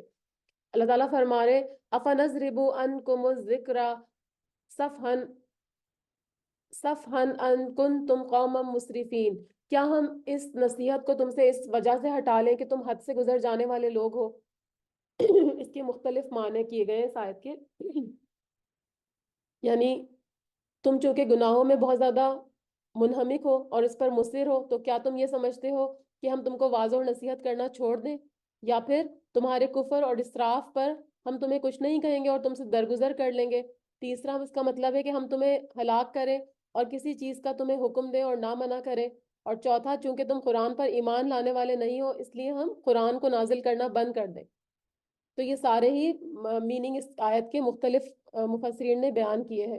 اور ہم نے اگلے لوگوں میں بھی کتنے ہی نبی بھیجے، اور جو نبی ان کے پاس آیا انہوں نے اس کا مذاق اڑایا، بس ہم نے ان سے زیادہ زور آوروں کو تباہ کر دیا اور اگلوں کی مثال گزر چکی ہے. یعنی اہل مکہ سے زیادہ جو زور آور قومیں تھیں ان کو اللہ تعالیٰ فرما رہے ہیں کہ ہم نے ان کو ہلاک کر دیا کیونکہ وہ نافرمان تھے، اور اگلوں کی مثالیں گزر چکی ہیں. یعنی قرآن مجید میں ان قوموں کا تذکرہ بہت دفعہ گزر چکا ہے جنہوں نے اپنے رسولوں کی تکذیب کی، اللہ کے کلام کو جھٹلایا، تو پھر ان کو اللہ تعالیٰ نے مہلت دینے کے بعد ہلاک کر دیا.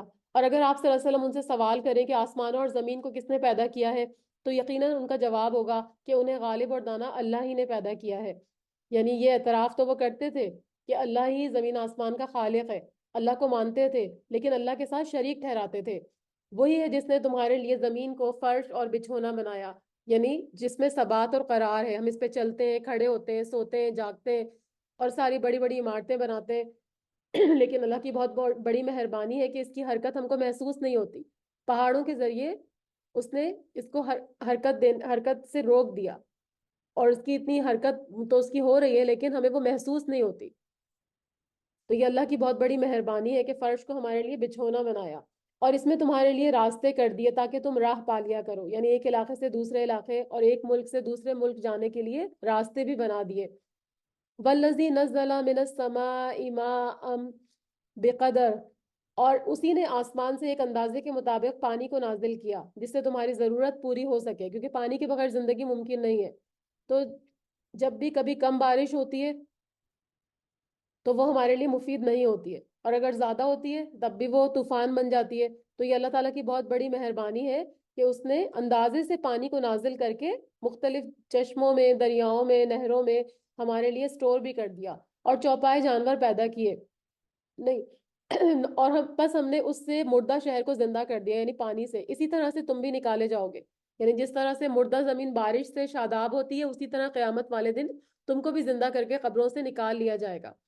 اور جس نے تمام چیزوں کے جوڑے بنائے، یعنی ہر چیز کو جوڑا جوڑا بنایا، نر اور مادہ بنایا، کھیتیاں، پھل پھول، حیوانات، سب میں نر اور مادہ کا سلسلہ رکھا، اور تمہارے لیے کشتیاں بنائی اور چوپائے جانور بھی پیدا کیے جن پر تم سوار ہوتے ہو تاکہ تم ان کی پیٹھ پر جم کر سواری کرو. یعنی وہ بھی آپ کے قابو میں دیے نا جانور. اگر وہ جانور آپ کو اٹھا کے نیچے پھینک دیتے تو پھر کیسے اس پر سواری کرتے؟ اونٹ ہم سے کتنا بڑا ہے لیکن ہم اس کے اوپر سواری کر سکتے اور وہ ہم کو کچھ بھی نہیں کہتا. تو ان جانوروں کو بھی اللہ تعالیٰ نے ہمارا تابع دار بنایا.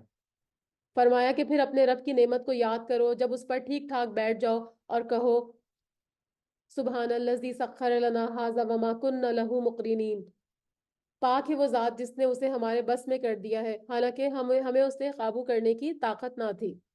یعنی اگر اللہ تعالیٰ جانوروں کو ہمارے تابع اور ہمارے بس میں نہ کرتا تو ہم ان پر سواری نہیں کر سکتے تھے اور نہ ہی ان کو دیگر مقاصد کے لیے استعمال کر سکتے تھے. تو یہ اللہ تعالیٰ کی بہت بڑی مہربانی ہے. وَإِنَّا إِلَىٰ رَبِّنَا لَمُنْقَلِبُونَ، اور بالیقین اپنے رب کی طرف ہم لوٹ کر جانے والے ہیں. آپ صلی اللہ علیہ وسلم جب سواری پر سوار ہوتے تھے تو 3 مرتبہ اللہ اکبر اللہ اکبر اللہ اکبر کہتے اور سبحان الذی یہ والی جو آیت اب یہ ہم نے پڑھی یہ پڑھتے، وَإِنَّا إِلَىٰ رَبِّنَا لَمُنْقَلِبُونَ تک، اور اس کے بعد خیر و عافیت کی دعا مانگتے۔ یہ صحیح مسلم کی حدیث ہے۔ تو ہمیں بھی پھر سوار جب بھی ہم کبھی سفر کریں تو یہ ضرور اب دعا پڑھا کریں۔ اور انہوں نے اللہ کے بعض بندوں کو اس کا جز ٹھہرا دیا، یقیناً انسان کھلم کھلا ناشکرا ہے۔ عباد سے مراد یہاں پر فرشتے ہیں، اور جز سے مراد یہاں پر بیٹیاں ہیں، یعنی فرشتوں کو مشرکین نے نعوذ باللہ اللہ کی بیٹیاں قرار دے دیا تھا، حالانکہ وہ ان تمام چیزوں سے پاک ہے۔ کیا اللہ تعالیٰ نے اپنی مخلوق میں سے بیٹیاں تو خود رکھ لی ہیں اور تم کو بیٹوں سے نواز دیا ہے؟ یعنی ان کی جہالت اور صفحات کا بیان ہے کہ ایک تو انہوں نے اللہ کے لیے اولاد ٹھہرائی ہے، اور وہ اولاد ٹھہرائی جس کو یہ اپنے لیے ناپسند کرتے ہیں۔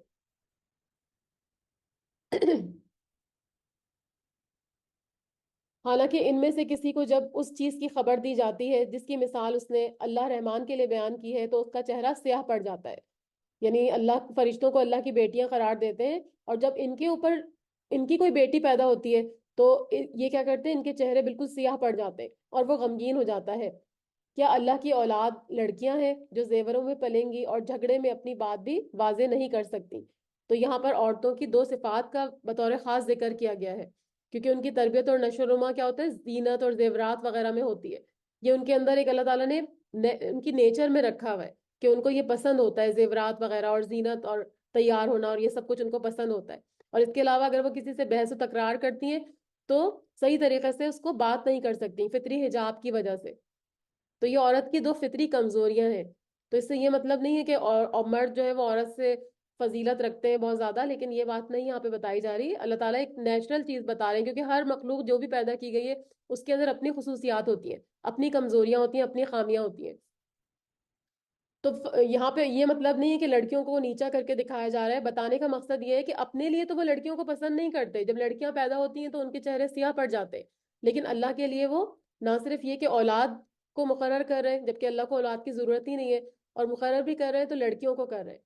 اللہ تعالیٰ فرما رہے ہیں کہ انہوں نے فرشتوں کو جو رحمان کے عبادت گزار ہیں عورتیں قرار دے دیا ہے۔ کیا ان کی پیدائش کے موقع پر یہ موجود تھے؟ ان کی یہ گواہی لکھ لی جائے گی اور ان سے اس چیز کے بارے میں ضرور پوچھا جائے گا کہ فرشتوں کے اللہ کی نعوذ باللہ بیٹیاں ہونے کی کوئی اگر دلیل ہے ان کے پاس تو وہ پیش کرو، اور نہیں پیش کریں گے تو پھر ان کی سخت پکڑ ہوگی۔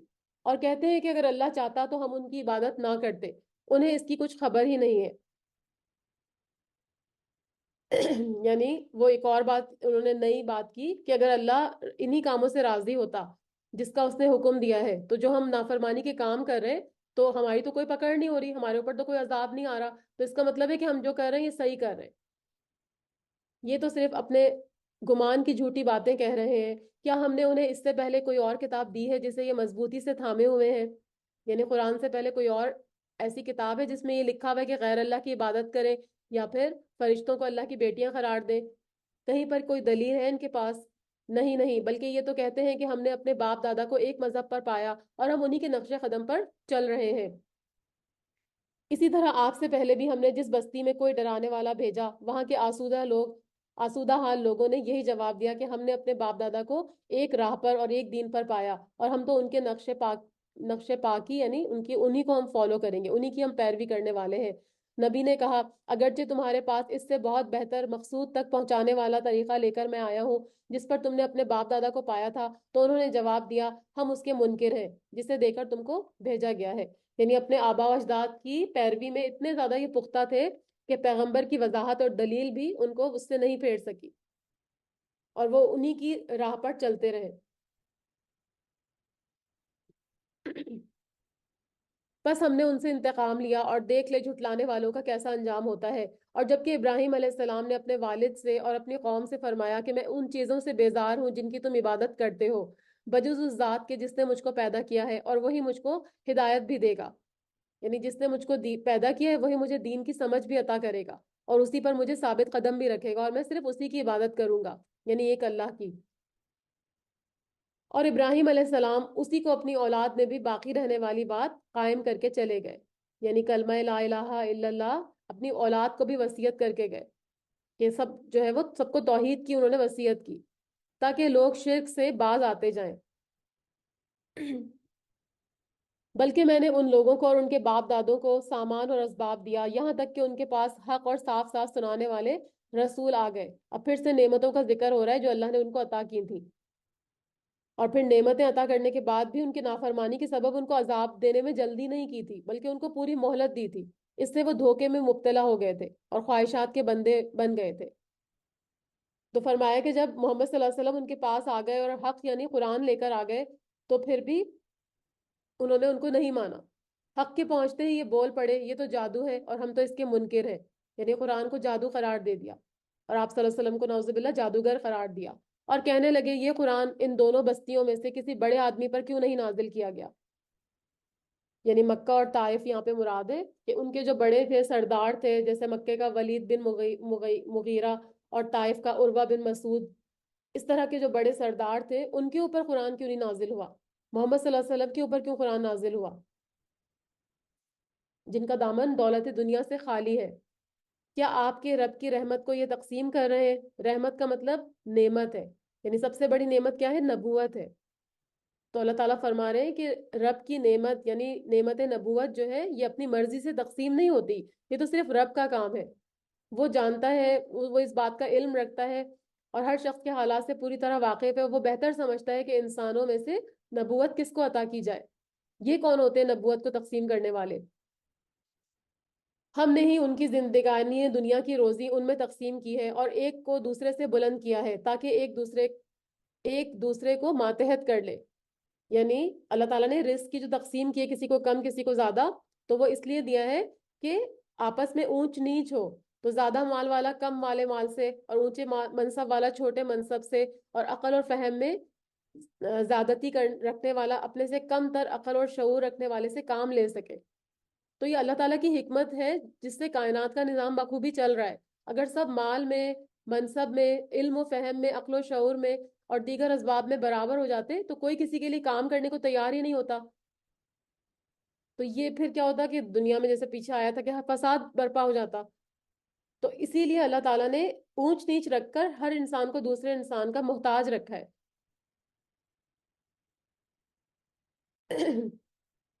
تو اسی وجہ سے کائنات کا نظام چل رہا ہے۔ تو یہ اللہ تعالیٰ کی بہت بڑی مصلحت ہے کہ لوگوں کو کم دیا اور زیادہ دیا۔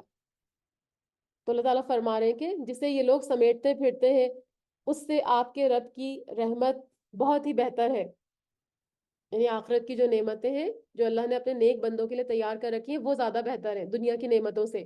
اور اگر یہ بات نہ ہوتی کہ تمام لوگ ایک ہی طریقے پر ہو جائیں گے تو رحمان کے ساتھ کفر کرنے والوں کے گھروں کی چھتوں کو ہم چاندی کی بنا دیتے، اور زینوں کو بھی جن پر کہ وہ چڑھا کرتے ہیں، یعنی دنیا کے مال و اسباب میں رغبت کی وجہ سے کہیں وہ طالب دنیا ہی نہ ہو جائیں اور اللہ اور آخرت کی تیاری کو چھوڑ نہ دے۔ اگر ایسا نہ ہوتا تو اللہ تعالیٰ فرما رہے ہیں کہ ہم سب کی چھتوں کو چاندی کا بنا دیتے اور ان کے زینوں کو بھی، اور ان کے گھروں کے دروازے اور تخت بھی جن پر وہ تکیہ لگا کر بیٹھتے ہیں، وزخرفا اور سونے کے بھی، یعنی بعض چیزوں کو چاندی کا بنا دیتے ہیں، بعض کو سونے کا۔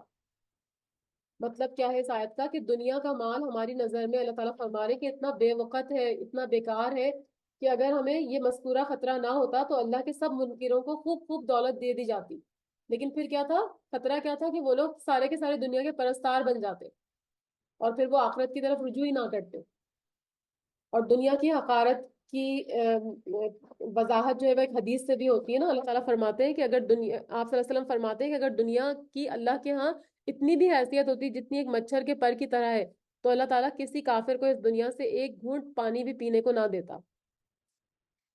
تو اللہ تعالیٰ نے دنیا میں کافروں کو جو نعمتیں عطا کی ہیں وہ اسی لیے کی ہیں کہ اللہ کی نظر میں دنیا کی کوئی اہمیت ہی نہیں ہے۔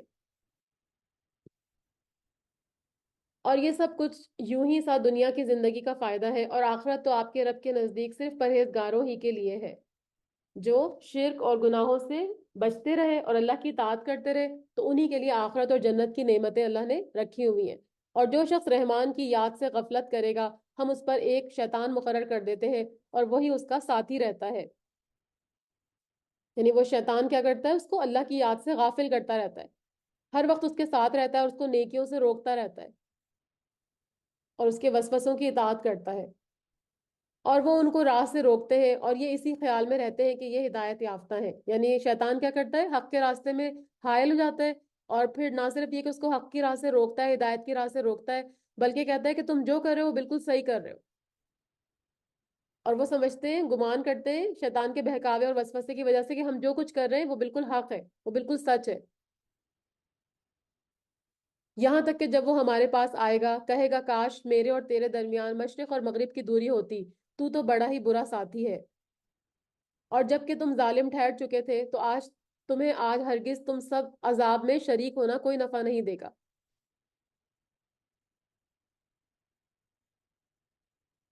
یعنی دونوں جو ہے وہ ظالم ٹھہر گئے، تو اس لیے فرمایا جا رہا ہے کہ آج ہرگز تم سب کا عذاب میں شریک ہونا کوئی نفع نہیں دے گا.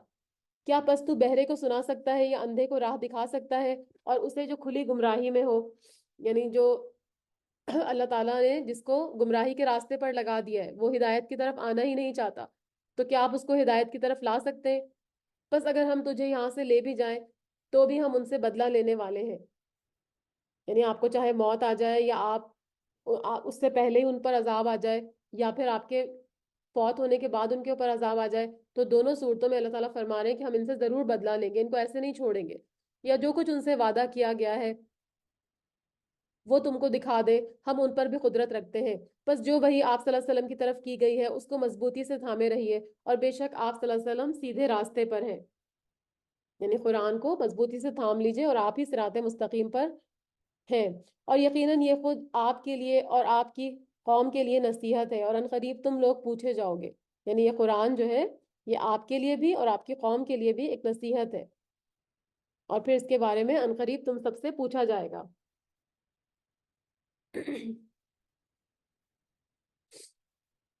وَاسْأَلْ مَنْ أَرْسَلْنَا مِنْ قَبْلِكَ مِنْ رُسُلِنَا أَجَعَلْنَا مِنْ دُونِ الرَّحْمَنِ آلِهَةً یعبدون.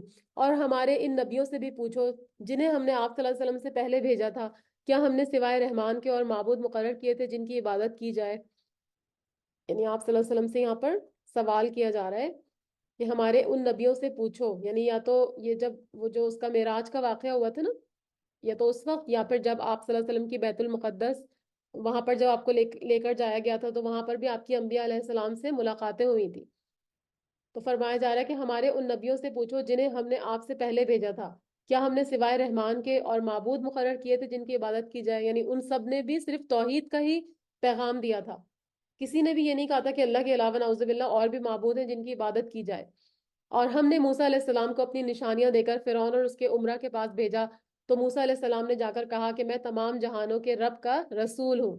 یعنی انہوں نے یہ دعویٰ نہیں کیا تھا کہ نعوذ باللہ میں ہی جو ہے وہ رب ہوں. انہوں نے کہا تھا کہ میں رب کی طرف سے بھیجا گیا رسول ہوں، اس کا پیغام لے کر آیا ہوں. بس جب وہ ہماری نشانیاں لے کر ان کے پاس آئے تو بے ساختہ وہ ان کے اوپر ہنسنے لگے. یعنی ان کی دلائل کا اور معجزات کا مذاق اڑانے لگے فرعون کی قوم. اور ہم نے انہیں ہم ان کو جو بھی نشانی دکھاتے تھے وہ دوسری سے بڑھ چڑھ کر ہوتی تھی. وہ جو نشانیاں ہم نے پڑھی تھی نا، جس میں ٹڈی دل تھا، جوئیں، مینڈک اور خون وغیرہ کی شکل میں ایک کے بعد ایک ان کو نشانیاں اور معجزے دکھائے گئے تھے. تو وہ ہر ایک نشانی دکھاتے تھے اللہ تعالیٰ جو ایک سے بڑھ کر ایک ہوتی تھی، لیکن اس کے باوجود وہ نہیں مانتے تھے، اور ہم نے انہیں عذاب میں پکڑ لیا تاکہ وہ باز آ جائیں. اور انہوں نے کہا اے جادوگر، ہمارے لیے اپنے رب سے دعا کر جس کا اس نے تجھ سے وعدہ کر رکھا ہے، یقین مان کے ہم راہ پر لگ جائیں گے. یعنی نعوذ باللہ ان کو جادوگر کہہ دیا موسیٰ علیہ السلام کو، اور کہنے لگے کہ وہ جو تم عذاب لانے کا وعدہ کرتے ہو وہ ہمارے اوپر لے کر آؤ، تو پھر ہم جو ہے وہ سیدھی راہ پا لیں گے، ہم ایمان لے آئیں گے. پھر جب ہم نے ان سے وہ عذاب ہٹا لیا، انہوں نے اسی وقت اپنا قول و قرار توڑ دیا. یعنی جب بھی عذاب آتا تھا، پہلے تو عذاب آنے کی دعا کرتے تھے، جب عذاب آتا تھا تو پھر عذاب کو ہٹنے کی دعا کرتے کہ اللہ سے دعا کرو کہ ہمارے اوپر سے عذاب ہٹا دے تو ہم تمہارے اوپر ایمان لے آئیں گے. اور جب عذاب ہٹتا تھا تو دوبارہ سے اپنا قول توڑ دیتے تھے اور پھر وہی کام کرنے لگتے تھے. اور فرعون نے اپنے قوم میں منادی کروا دیا اور کہا کہ اے میری قوم، کیا مصر کا ملک میرا ملک نہیں ہے اور میرے محلوں کے نیچے سے نہریں نہیں بہ رہی؟ کیونکہ انہوں نے وعدہ کیا تھا نا کہ جو جنتوں میں جائیں گے تو وہاں جنتیں ایسی ہوں گی کہ ان کے نیچے سے نہریں بہ رہی ہوں گی. تو یہ اپنے آپ کو رب العالمین کہتا تھا یہ فرعون جو تھا. تو وہ کہنے لگا کہ میرے پاس بھی محل ہے، اور کیا میرے محلوں کے نیچے سے نہریں نہیں بہ رہی ہیں؟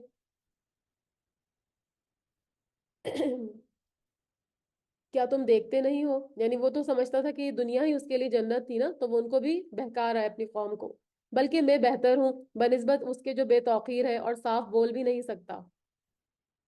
یعنی موسیٰ علیہ السلام کی طرف اشارہ کیا جا رہا ہے، کیونکہ موسیٰ علیہ السلام بہت فصیح البیان نہیں تھے، ان کے بھائی زیادہ فصیح البیان تھے جو ہارون علیہ السلام تھے۔ تو وہ ان کا مذاق اڑا رہا ہے کہ یہ تو بہت بے توقیر اور صاف بول بھی نہیں سکتے۔ اچھا، اس پر سونے کے کنگن کیوں نہیں آ پڑے؟ کیونکہ مصر اور فارس وغیرہ کے جو بادشاہ ہوتے تھے نا، وہ سونے کے کڑے پہنتے تھے۔ تو وہ کہنے لگے اگر موسیٰ علیہ السلام کو پیغمبر بنا کے بھیجا گیا ہے، ان کی کوئی امتیازی شان ہے، تو پھر تو ان کے ہاتھ میں سونے کے کڑے ہونے چاہیے تھے، یا اس کے ساتھ جو ہے وہ فرشتے ہی آ جاتے جو اس بات کی تصدیق کرتے کہ یہ اللہ کے رسول ہیں۔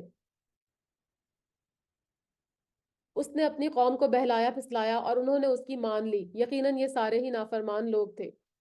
یعنی نہ صرف یہ کہ وہ خود بہکا فرعون، بلکہ اس نے اپنی پوری قوم کو بہکایا۔ تو اللہ تعالیٰ فرما رہے کہ سارے کے سارے نافرمان لوگ تھے۔ پھر جب انہوں نے ہم کو غصہ دلایا تو ہم نے ان سے انتقام لیا اور ان سب کو ڈبو دیا، بس ہم نے انہیں گیا گزرا کر دیا اور پچھلوں کے لیے ایک مثال بنا دیا۔ یعنی جو بعد میں آنے والے لوگ تھے ان کے لیے نصیحت اور مثال بنا دیا کہ اگر وہ بھی کفر کریں گے، ظلم کریں گے، فساد کریں گے، تو پھر فرعون کی طرح سے ان کا بھی انجام ہوگا۔ وَلَمَّا ضُرِبَ ابْنُ مَرْيَمَ مَثَلًا إِذَا قَوْمُكَ مِنْهُ يَصِدُّونَ، اور جب ابن مریم کی مثال بیان کی گئی تو اس سے تیری قوم خوشی سے چیخنے لگی، اور انہوں نے کہا ہمارے معبود اچھے ہیں یا وہ تجھ سے۔ ان کا یہ کہنا محض جھگڑے کی غرض سے ہے، بلکہ یہ لوگ ہیں ہی جھگڑالو۔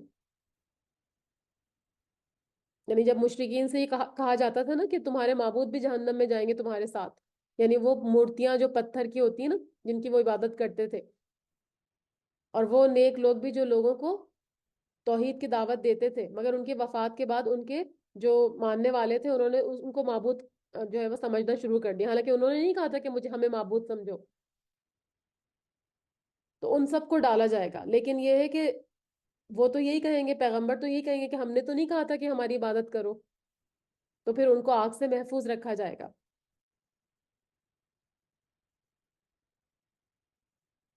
عیسیٰ علیہ السلام بھی صرف بندہ ہی ہے جس پر ہم نے احسان کیا اور اسے بنی اسرائیل کے لیے نشان قدرت بنایا۔ یعنی عیسیٰ علیہ السلام کو یہ نعوذ باللہ اللہ کا بیٹا کہتے تھے، تو فرمایا جا رہا ہے کہ وہ تو صرف اللہ کے بندے ہیں، اور ان کو اللہ تعالیٰ نے معجزات دے کر بھیجا، اور خود ان کی پیدائش بھی ایک معجزے سے ہوئی تھی، والد کے بغیر ان کی پیدائش ہوئی تھی، صرف ماں کے ذریعے وہ پیدا ہوئے تھے۔ اگر ہم چاہتے تو تمہارے عوض فرشتے کر دیتے جو زمین میں جانشینی کرتے، یعنی تم کو ختم کر کے ہم فرشتوں کو آباد کر دیتے۔ اور یقیناً عیسیٰ علیہ السلام قیامت کی علامت ہے، یعنی قیامت جب آئے گی تو اس وقت کیا ہوگا کہ ان کا آسمان سے نزول ہوگا، کیونکہ اللہ تعالیٰ نے ان کو اٹھا لیا تھا نا، تو وہ پھر دوبارہ سے آئیں گے اور دجال کا خاتمہ کریں گے۔ بس تم قیامت کے بارے میں شک نہ کرو اور میری تابعداری کرو، یہی سیدھی راہ ہے، اور شیطان تمہیں روک نہ دے، یقیناً وہ تمہارا سری دشمن ہے۔ اور جب عیسیٰ علیہ السلام معجزے لے کر آئے تو کہا کہ میں تمہارے پاس حکمت لایا ہوں، اور اسی لیے آیا ہوں کہ جن بعض چیزوں میں تم مختلف ہو انہیں واضح کر دوں۔ بس تم اللہ تعالیٰ سے ڈرو اور میرا کہنا مانو۔ میرا اور تمہارا رب فقط اللہ تعالیٰ ہی ہے، بس تم سب اس کی عبادت کرو، اور راہ راست یہی ہے۔ پھر بنی اسرائیل کی جماعتوں نے آپس میں اختلاف کیا، بس ظالموں کے لیے خرابی ہے اور دکھ والے دن کی آفت ہے، یعنی دردناک عذاب ہے مرنے کے بعد۔ اور اختلاف کیا کیا تھا؟ اس سے جن جن لوگوں نے اختلاف کیا تھا اسرائیلی جماعتوں نے، ان سے مراد یہود اور نصارہ ہیں۔ یہودیوں نے حضرت عیسیٰ علیہ السلام کو جو ہے وہ ان کو ماننے سے انکار کر دیا، اور جو عیسائی تھے انہوں نے کیا کیا، انہوں نے ان کو اللہ کا بیٹا نعوذ باللہ قرار دے دیا، معبود مان لیا۔ اور عیسائیوں میں بھی کئی فرقے تھے، کوئی ان کو ابن اللہ کہتے تھے، اور کوئی کچھ کہتا تھا اور کوئی کچھ کہتا تھا۔ تو یہاں پہ انہی کی بات ہو رہی ہے کہ ان کے لیے خرابی ہے اور وہ ان کے لیے دردناک عذاب ہے، یہ لوگ جو اختلاف کر رہے تھے ان کے بارے میں۔ هل ينظرون الا الساعة ان تأتيهم بغتة وهم لا يشعرون، یہ لوگ صرف قیامت کے منتظر ہیں کہ وہ اچانک ان کے اوپر آ پڑے گی اور ان کو خبر بھی نہ ہوگی۔ اس دن گہرے دوست بھی ایک دوسرے کے دشمن بن جائیں گے سوائے پرہیزگاروں کے، کیونکہ جو دوستی ہوتی ہے نا اس میں یہ ہوگا کہ کافروں کی جو دوستی ہوتی ہے وہ کفر اور فسق کی بنیاد ہی پر ہوتی ہے۔ تو وہ کیا کریں گے، ایک دوسرے کو قیامت کے دن مورود الزام ٹھہرائیں گے اور ایک دوسرے کے دشمن ہو جائیں گے. لیکن اس کے برعکس جو اہل ایمان ہوتے ہیں، اہل تقوی ہوتے ہیں، ان کی محبت اللہ کی رضا کے لیے ہوتی ہے، دین کے اوپر ہوتی ہے، اور یہی دین ان کی کامیابی کا باعث بنے گا. تو پھر ان کی دوستی میں کوئی رکاوٹ نہیں ہوگی، وہ اسی طرح برقرار رہے گی جیسی دنیا میں تھی. لیکن جو کافر اور منافق وغیرہ ہوں گے وہ ایک دوسرے کے دشمن بن جائیں گے. اللہ تعالیٰ فرما رہے یا عبادی لا خوف علیکم اليوم ولا انتم تحزنون، اور میرے بندوں آج نہ تم پر کوئی خوف و ہراس ہے اور نہ ہی تم غمزدہ ہوگے. یعنی قیامت کے دن، یعنی جب جنت وہاں پہ فیصلہ ہو جائے گا تب. جو ہماری آیتوں پر ایمان لائے اور تھے بھی فرما بردار یعنی مسلمان، تم اور تمہاری بیویاں حشاش بشاش راضی خوشی جنت میں چلے جاؤ. ان کے چاروں طرف سے سونے کی رکابیاں اور سونے کے گلاسوں کا دور چلایا جائے گا. صحاف صحفہ کی جمع ہے، اس کا مطلب ہوتا ہے جو برتن نہیں ہوتے، پلیٹس وغیرہ. تو وہاں پر اہل جنت کو جو رکابیاں ملیں گی یا پلیٹس ملیں گی وہ سونے کی ہوں گی، اور سونے کی گلاسوں میں ان کو پینے کو مشروب دیا جائے گا. ان کے جی میں جس چیز کی وہ خواہش کریں گے اور جس سے ان کی آنکھیں لذت پائیں گی سب وہاں ہوگا، اور تم اس میں ہمیشہ ہمیشہ کے لیے رہو گے. یعنی ایک طرح سے جیسے ایک وارث ہوتا ہے نا، وہ میراث کا مالک ہوتا ہے، تو جنت بھی ایک میراث ہے جس کے یہ لوگ سارے وارث ہوں گے جنہوں نے دنیا میں نیک عمل کیے تھے اور عمل صالح کیے تھے. وَتِلْكَ الْجَنَّةُ الَّتِي أُورِثْتُمُوهَا بِمَا كُنْتُمْ تَعْمَلُونَ، یہی وہ بہشت یا جنت ہے تم اپنے اعمال کے بدلے اس کے وارث بنائے گئے ہو. لَكُمْ فِيهَا فَاكِهَةٌ كَثِيرَةٌ مِّنْهَا تَأْكُلُونَ، اور یہاں تمہارے لیے بکثرت میوے ہیں جن کو تم کھاتے رہو گے. إِنَّ الْمُجْرِمِينَ فِي عَذَابِ جَهَنَّمَ خَالِدُونَ، اور بے شک گنہگار لوگ عذاب دوزخ میں ہمیشہ رہیں گے. یہ عذاب کبھی بھی ان سے ہلکا نہیں کیا جائے گا اور وہ اسی میں مایوس پڑے رہیں گے. یعنی نجات ان کی نہیں ہوگی تو نجات سے مایوسی ہو جائے گی ان کو. اور ہم نے ان پر ظلم نہیں کیا بلکہ یہ خود ہی ظالم تھے، کیونکہ اللہ تعالیٰ نے تو کتابیں بھیجی، رسول بھیجے تاکہ وہ حق کی طرف آئیں. اور پکار پکار کر کہیں گے اے مالک تیرا رب ہمارا کام ہی تمام کر دے. وہ کہے گا تمہیں تو ہمیشہ ہی یہاں پہ رہنا ہے. مالک جو ہے وہ جہنم کے داروغہ کا نام ہے. تو وہ اس سے التجا کریں گے کہ ہم کو موت دے دے تاکہ اس عذاب سے ہماری جان چھوٹ جائے. لیکن وہاں پہ ان کو موت نہیں آئے گی، کیونکہ وہاں پر ان کو ہمیشہ ہمیشہ کے لیے رہنا ہے. وہ کہے گا تمہیں تو ہمیشہ ہمیشہ کے لیے یہاں پر رہنا ہے، ہم تو تمہارے پاس حق لے کر آئے تھے لیکن تم میں سے اکثر لوگ حق سے نفرت کرنے والے تھے.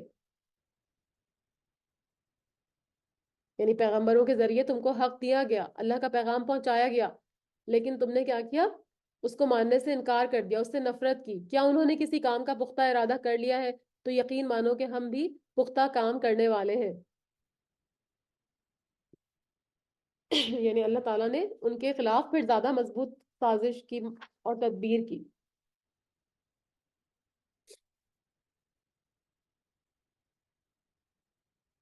بلکہ ہمارے بھیجے ہوئے ان کے پاس لکھ رہے ہیں، یعنی فرشتے جو ہیں وہ سارا ان کی باتیں ساری نوٹ کر رہے ہیں. قل ان کان للرحمن ولد فانا اول العابدین، آپ صلی اللہ علیہ وسلم کہہ دیجئے اگر بالفرض رحمان کی کوئی اولاد ہوتی تو میں سب سے پہلے اس کا عبادت کرنے والا ہوتا، کیونکہ میں اللہ کا متی اور فرما بردار ہوں. تو اس کی اگر اولاد ہوتی تو سب سے پہلے میں بھی اس کی عبادت کرتا، لیکن اس کی تو کوئی اولاد ہی نہیں ہے. اب آپ انہیں اسی بحث اور مباحثے اور کھیل کود میں چھوڑ دیجئے یہاں تک کہ انہیں اس دن سے صافہ پڑ جائے جس کا یہ وعدہ دیے جاتے ہیں. یعنی ان کی آنکھیں جب کھلیں گی، جب قیامت ان کے سامنے آئے گی. وَهُوَ الَّذِي فِي السَّمَاءِ إِلَٰهٌ فِي الْأَرْضِ إِلَٰهٌ وَهُوَ الْحَكِيمُ الْعَلِيمُ، وہی آسمانوں میں بھی معبود ہے اور زمین میں بھی وہی قابل عبادت ہے اور وہ بڑی حکمت والا اور پورے علم والا ہے. اور وہ بہت ہی برکتوں والا ہے جس کے پاس آسمان اور زمین اور اس کے درمیان کی بادشاہت ہے، اور قیامت کا علم بھی صرف اسی کے پاس ہے، اور اسی کی جانب تم سب کو لوٹنا ہے، جہاں سب کو ان کے عملوں کے حساب سے سزا اور جزا ملے گی. جنہیں یہ لوگ اللہ کے سوا پکارتے ہیں وہ شفاعت کرنے کا اختیار ہی نہیں رکھتے. یعنی جن کو یہ جن بتوں کی یہ جن معبودوں کی یہ عبادت کرتے ہیں اور یہ سمجھتے ہیں کہ اللہ کے ہاں یہ سفارش کریں گے، لیکن اللہ تعالیٰ فرما رہے کہ ان معبودوں کو شفاعت کا کوئی اختیار نہیں ہوگا.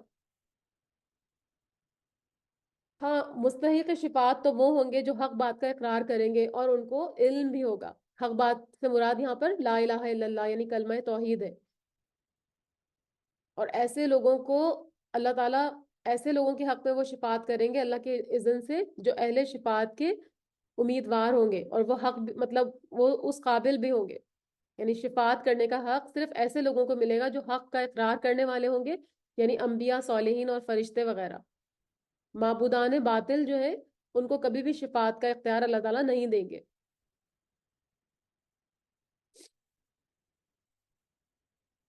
اگر آپ ان سے دریافت کریں کہ انہیں کس نے پیدا کیا ہے تو یقیناً یہ جواب دیں گے کہ اللہ نے. پھر یہ کہاں سے الٹے پھیرے جاتے ہیں. اور ان کا پیغمبر کا اکثر یہ کہنا کہ اے میرے رب، یقیناً یہ وہ لوگ ہیں جو ایمان نہیں لاتے. فَاصْفَحْ عَنْهُمْ وَقُلْ سَلَام فَسَوْفَ يَعْلَمُونَ. بس آپ صلی اللہ علیہ وسلم ان سے منہ پھیر لیجئے اور کہہ دیجئے اچھا سلام ہے تم پر، یعنی سلام متارکہ. تو جاہلین کو سلام کہنے کا حکم ہے نا، کہ اگر یہ باز نہیں آتے تو پھر تم کہو کہ تم اپنا کام کرو، میں اپنا کام کر رہا ہوں، ہماری راہیں الگ الگ ہیں. ان قریب تمہیں خود ہی معلوم ہو جائے گا، یعنی جب قیامت آئے گی اور حساب کا وقت ہوگا تو پھر تمہیں پتہ چل جائے گا کہ کون صحیح ہے اور کون غلط ہے. صدق اللہ العلی العظیم. سورت دخان مکی سورت ہے اور اس میں 59 آیتیں ہیں اور 3 رکوع ہیں. شروع کرتی ہوں اللہ کے نام سے جو بڑا مہربان اور نہایت رحم فرمانے والا ہے. حامیم والکتاب المبین. حامیم قسم ہے اس واضح والی کتاب، واضح کر دینے والی کتاب کی، کھلی اور روشن کتاب کی. انا انزلناہ فی لیلۃ مبارکۃ انا کننا منذرین. یقیناً ہم نے اس کو بابرکت رات میں اتارا ہے اور بے شک ہم ڈرانے والے ہیں. بابرکت رات سے مراد یہاں پر شب قدر ہے، کیونکہ ایک اور جگہ پر آتا ہے سورہ بقرہ میں کہ رمضان کے مہینے میں قرآن کو نازل کیا گیا، اور سورہ قدر میں آتا ہے کہ ہم نے یہ قرآن شب قدر میں نازل کیا. انا انزلناہ فی لیلۃ القدر. تو یہ شب قدر جو ہے وہ رمضان کا جو آخری عشرہ ہوتا ہے اس کی طاق راتوں میں سے کوئی ایک رات ہوتی ہے.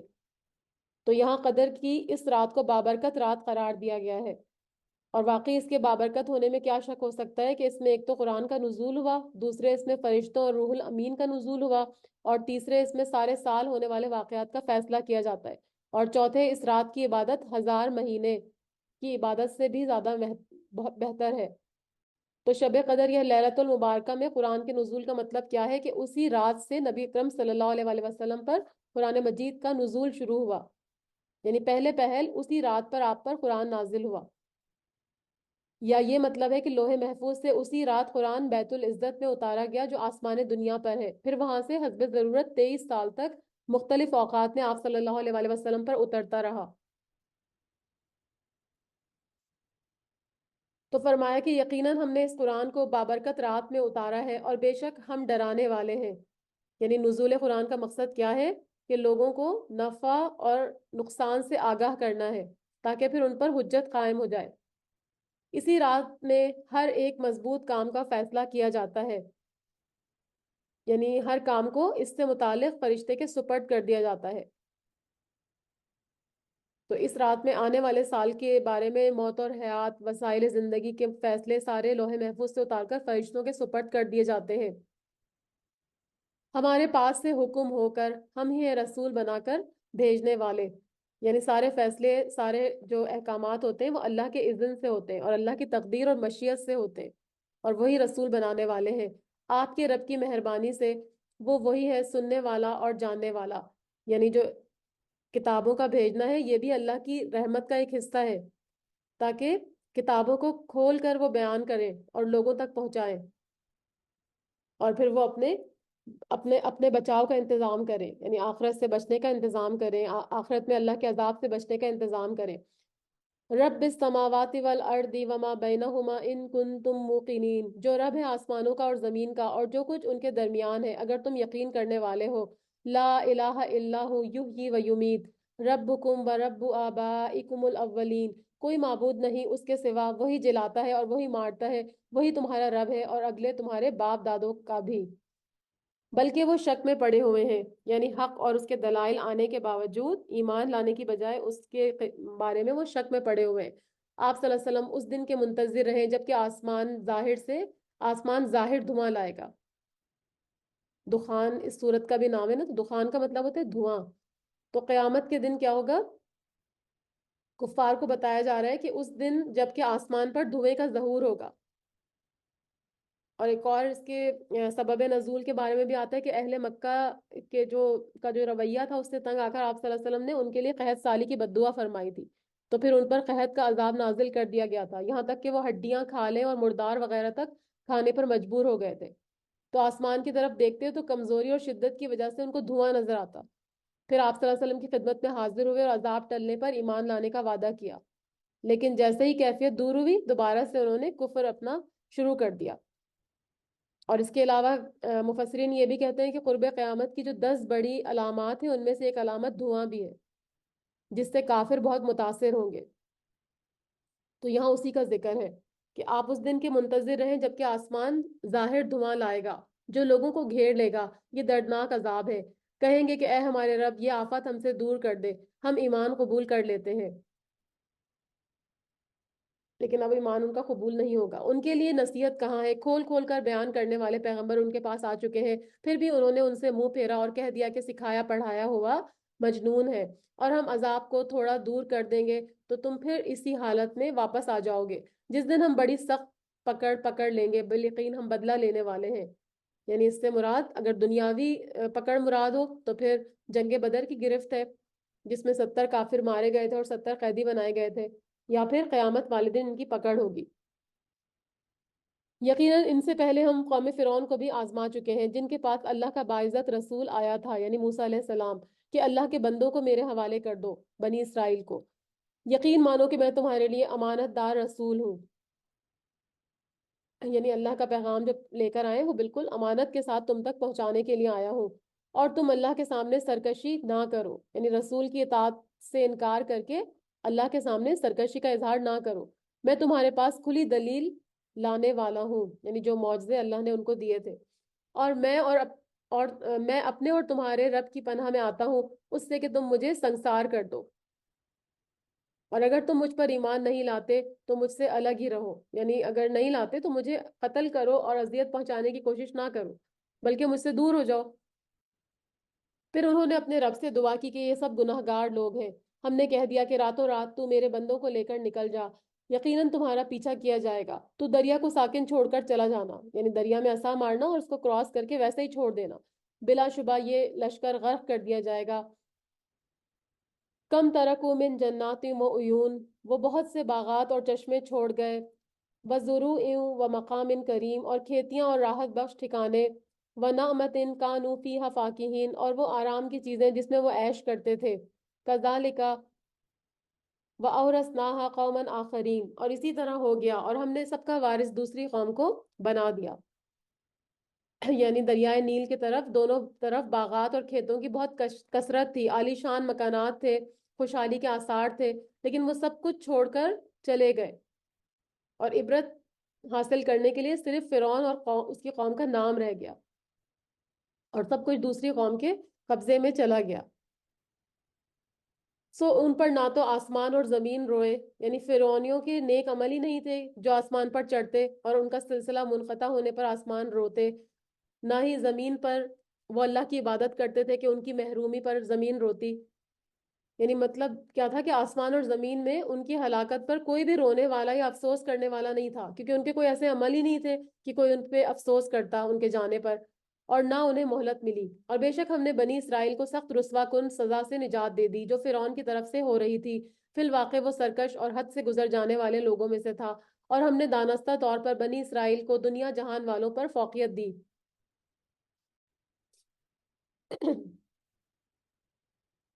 اور ہم نے انہیں ایسی نشانیاں دی جن میں سری آزمائش تھی، یعنی ایسے معجزات دیے جس میں ان کی آزمائش کا پہلو تھا، کیونکہ اللہ تعالیٰ دیکھنا چاہتے تھے کہ وہ کیسے عمل کرتے ہیں۔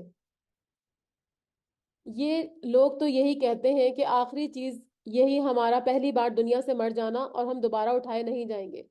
یعنی ان کا سب سے زیادہ قصور کیا تھا کہ آخرت پر ان کا ایمان بالکل بھی نہیں تھا، یہ کہتے تھے کہ بس دنیا کی زندگی ہماری زندگی ہے اور ہمیں آخرت میں دوبارہ نہیں اٹھایا جائے گا۔ اگر تم سچے ہو تو ہمارے باپ دادا کو لے کر آؤ، یعنی اگر تم سمجھتے ہو کہ دوبارہ سے لوگوں کو اٹھایا جائے گا تو سب سے پہلے ہمارے باپ دادا کو پیدا کرو، دوبارہ سے پیدا کر کے دکھاؤ تو ہم تمہاری بات کو مانیں گے۔ کیا یہ لوگ بہتر ہیں یا تبا کی قوم کے لوگ اور جو ان سے پہلے تھے؟ ہم نے ان سب کو ہلاک کر دیا، یقیناً وہ گناہ گار تھے۔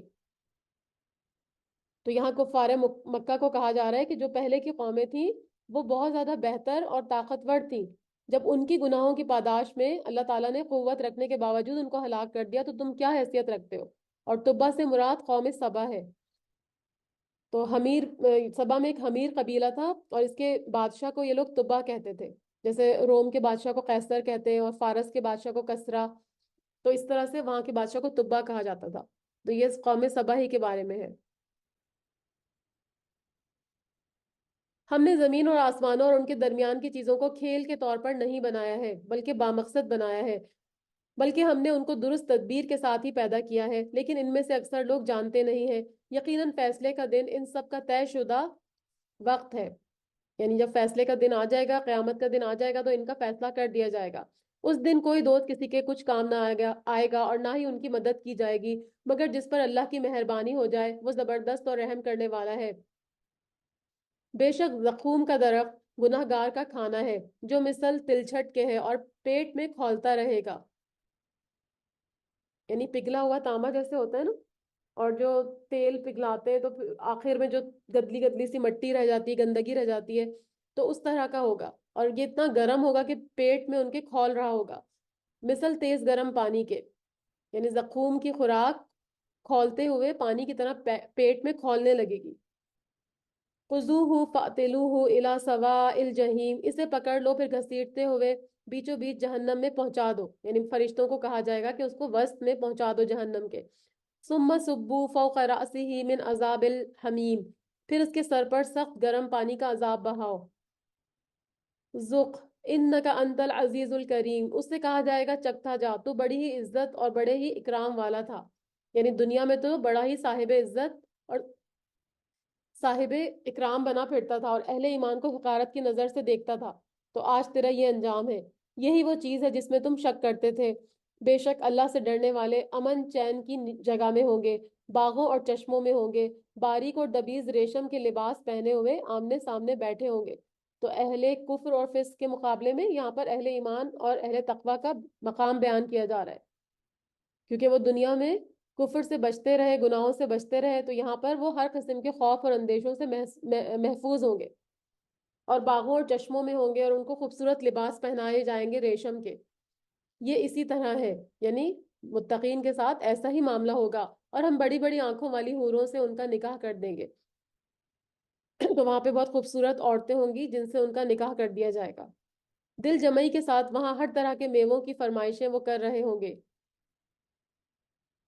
امن کا مطلب ہے کہ وہاں پر نہ ختم ہونے کا اندیشہ ہوگا اور نہ ہی کھانے سے کوئی بیماری ہوگی، تو وہ طرح طرح کے میووں کی فرمائش کر رہے ہوں گے۔ وہاں وہ موت چکھنے کے نہیں، ہاں پہلی موت جو وہ مر چکے تھے، یعنی صرف جو پہلی موت ان کو دنیا میں آ گئی تھی، اس کے علاوہ اب دوبارہ ان کو موت نہیں آئے گی، انہیں اللہ تعالیٰ نے دوزخ کی سزا سے بچا دیا، یہ صرف تیرے رب کا فضل ہے۔ میں نے آپ کو پہلے بھی حدیث سنائی تھی نا کہ آپ صلی اللہ علیہ وسلم نے فرمایا کہ جان لو تم میں سے کوئی شخص کسی شخص کو اس کا عمل جنت میں لے کر نہیں جائے گا۔ صحابہ نے عرض کیا کیا آپ صلی اللہ علیہ وسلم کو بھی؟ تو فرمایا کہ ہاں، مگر اللہ جب تک مجھے اپنی رحمت اور فضل سے نہ ڈھانپ لے، تو اللہ کا رحمت اور فضل ہی ہوگا جو ہمیں جنت میں لے کر جائے گا، یہی ہے بڑی کامیابی۔ فَإِنَّمَا يَسَّرْنَاهُ بِلِسَانِكَ لَعَلَّهُمْ يَتَذَكَّرُونَ، اور ہم نے اس قرآن کو آپ کی زبان میں آسان کر دیا تاکہ وہ نصیحت حاصل کریں۔ فَارْتَقِبْ إِنَّهُمْ مُرْتَقِبُونَ، اب تو بھی منتظر رہ اور یہ بھی منتظر رہیں گے، یعنی آپ عذاب الہی کا انتظار کریں اگر یہ ایمان نہیں لائے، تو یہ بھی جو ہے وہ عذاب کو عنقریب دیکھ لیں گے۔ بسم اللہ الرحمن الرحیم۔ سورہ جاسیہ مکی صورت ہے اور اس میں 33 آیتیں ہیں اور 4 رکوع ہیں۔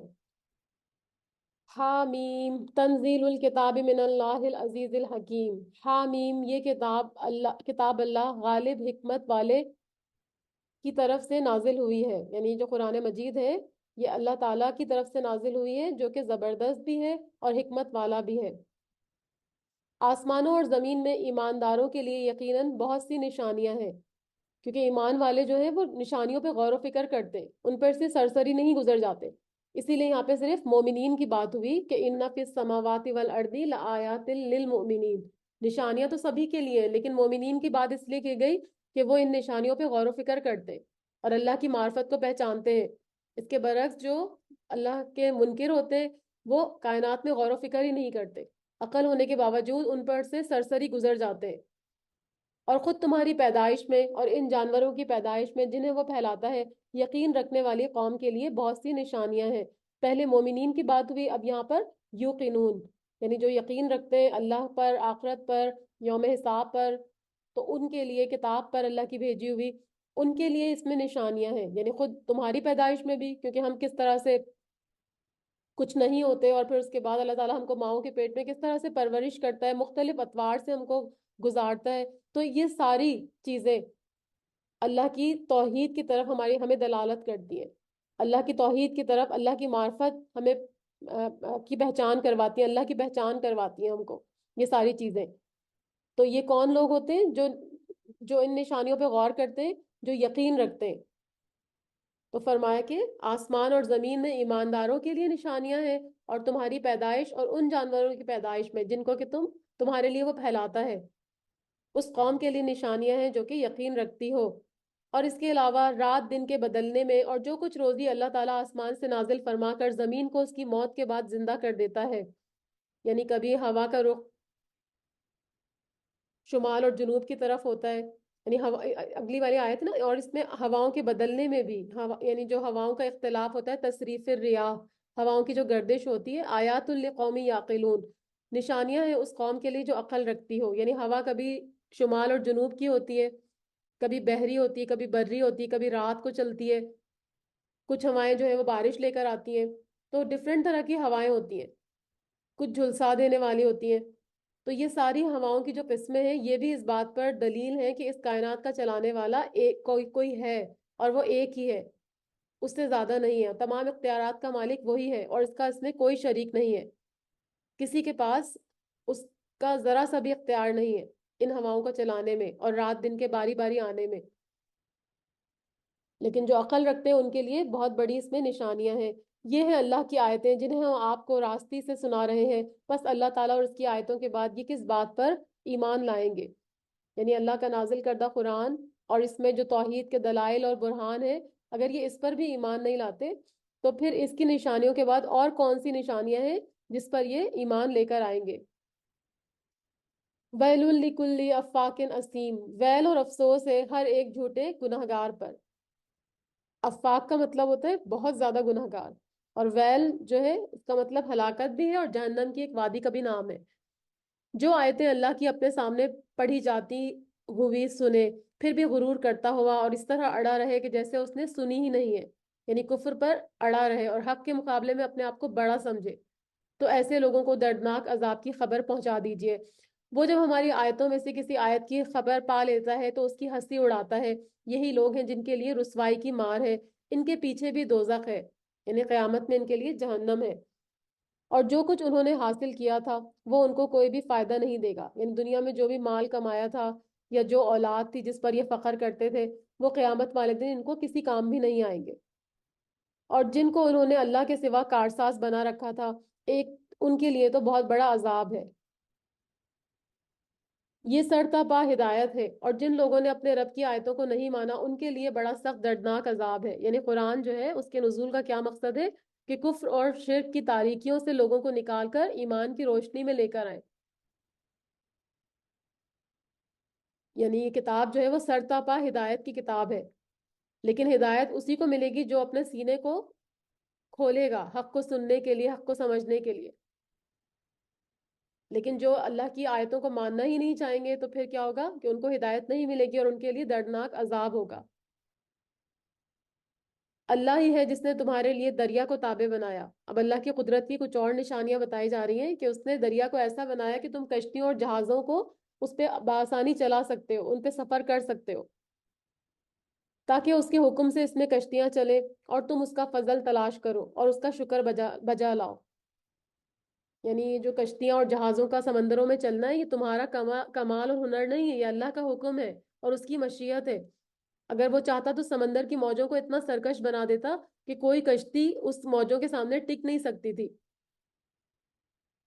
اور تم اس کا وہاں پر تجارت کے ذریعے یا پھر سمندر میں غوطہ زنی کر کے موتی اور دیگر اشیاء نکالو، یا پھر دریائی جانور مچھلی وغیرہ کا شکار کر کے فائدہ اٹھاؤ، اور پھر کرنے کے بعد کیا کرنا ہے یہ سب نعمتیں کیوں اللہ نے دی؟ تاکہ تم ان نعمتوں پر اللہ کا شکر ادا کرو جو تسخیر بحر کی وجہ سے تمہیں حاصل ہوئی، یعنی بحر کو تسخیر کر دیا تمہارے لیے، سمندر کو تسخیر کر دیا، اور آسمان اور زمین کی ہر ہر چیز کو بھی اس نے اپنی طرف سے تمہارے لیے تابع کر دیا ہے، یعنی سب کو تمہاری خدمت پر معمور کر دیا ہے۔ جو غور کریں گے یقیناً اس میں بہت ساری نشانیوں کو پا لیں گے۔ آپ صلی اللہ علیہ وسلم ایمان والوں سے کہہ دیجئے کہ وہ ان لوگوں سے درگزر کرے جو اللہ کے دنوں کی توقع نہیں رکھتے۔ اللہ کے دنوں سے مراد کیا ہے؟ یہاں پر ایام اللہ سے مراد وہ ہے جن دنوں میں اللہ تعالیٰ کے عذاب لوگوں پر، دوسری قوموں کے اوپر آئے۔ تو فرمایا جا رہا ہے کہ جو لوگ اللہ کے دنوں کی توقع نہیں رکھتے تاکہ اللہ تعالیٰ ایک قوم کو ان کے کرتوتوں کا بدلہ چکا دے، یعنی جو اللہ کے عذاب اور اس کی گرفت سے بے خوف لوگ ہیں تو ان سے درگزر کا بھی حکم دیا جا رہا ہے۔ لیکن جب مسلمان مقابلے کے ان کے قابل ہو گئے تھے مسلمان، تو پھر ان کا سختی سے اور ٹکرا جانے کا حکم دیا گیا، یعنی جب تم ان کی تکلیفوں پر صبر کرو گے اور ان کی زیادتیوں پر درگزر کرو گے تو یہ سارے گناہ ان کے ذمہ آ جائیں گے اور ہم ان کو قیامت کی سزا دیں گے، یعنی جو لکھا ہوا ہے نا یہاں پر کہ تاکہ اللہ تعالیٰ ایک قوم کو ان کے کرتوتوں کا بدلہ دے۔ جو نیکی کرے گا وہ اپنے ذاتی بھلے کے لیے کرے گا، اور جو برائی کرے گا اس کا وبال اسی کے اوپر ہوگا، یعنی ہر گروہ اور فرد کا عمل چاہے اچھا ہو یا برا ہو اس کا نقصان اسی کے کرنے والے کو ہوتا ہے، کسی دوسرے کو نہیں ہوتا۔ پھر تم سب اپنے پروردگار کی طرف لوٹائے جاؤ گے اور وہ اس کے مطابق تم کو سزا اور جزا دے گا۔ یقیناً ہم نے بنی اسرائیل کو کتاب، حکومت اور نبوت دی تھی، یعنی کتاب سے مراد تورات ہے، اور بادشاہت اور نبوت عطا فرمائی تھی، اور ہم نے انہیں پاکیزہ اور نفیس روزیاں بھی دی تھیں جو ان کے لیے حلال تھیں، اور پھر من و سلوہ کا بھی ذکر ہم نے قرآن میں پڑھا تھا، اور انہیں دنیا والوں پر فضیلت دی تھی، یعنی ان کو زمانے کے اعتبار سے سب میں فضیلت دی تھی جہان والوں کے اوپر، اور ہم نے انہیں دین کی صاف صاف دلیلیں بھی دی تھیں۔ پھر انہوں نے اپنے پاس علم کے پہنچ جانے کے بعد آپس کی ضد اور بحث سے ہی اختلاف برپا کر ڈالا۔ یہ جن جن چیزوں میں اختلاف کر رہے ہیں ان کا فیصلہ قیامت والے دن تمہارا رب خود ہی کر دے گا۔ پھر ہم نے آپ کو دین کی ظاہر راہ پر قائم کر دیا، یعنی یہاں پر ظاہر راہ سے مراد شریعت ہے، یعنی راستہ، شریعت کا مطلب کیا ہوتا ہے؟ راستہ، ملت یا منہاج، اور شاہراہ کو بھی اشارے کہا جاتا ہے۔ تو وہ اشارے کا کیا مقصد ہوتا ہے کہ وہ آپ کو منزل اور مقصود تک پہنچاتی ہے۔ تو یہاں شریعت سے مراد وہ دین ہے جو اللہ نے اپنے بندوں کے لیے مقرر فرمایا ہے تاکہ لوگ اس پر چل کر اللہ کی رضا کا مقصد حاصل کر لیں۔ یعنی آیت کا مطلب کیا ہے کہ ہم نے آپ کو دین کے ایک واضح راستے اور طریقے پر قائم کر دیا ہے جو آپ کو حق تک پہنچا دے گا، سو آپ اسی پر لگے رہیے اور نادانوں کی خواہشوں کی پیروی میں نہ پڑیے۔ یاد رکھیے یہ لوگ ہرگز اللہ کے سامنے آپ کے کچھ کام نہیں آ سکتے۔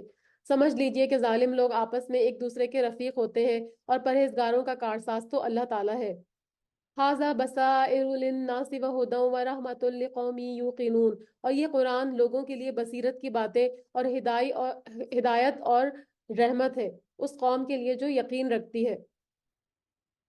یعنی یہ قرآن کریم جو ہے وہ ان دلائل کا مجموعہ ہے جو احکام دین سے متعلق ہے اور جو کہ انسانی ضروریات اور حاجات سے وابستہ ہیں،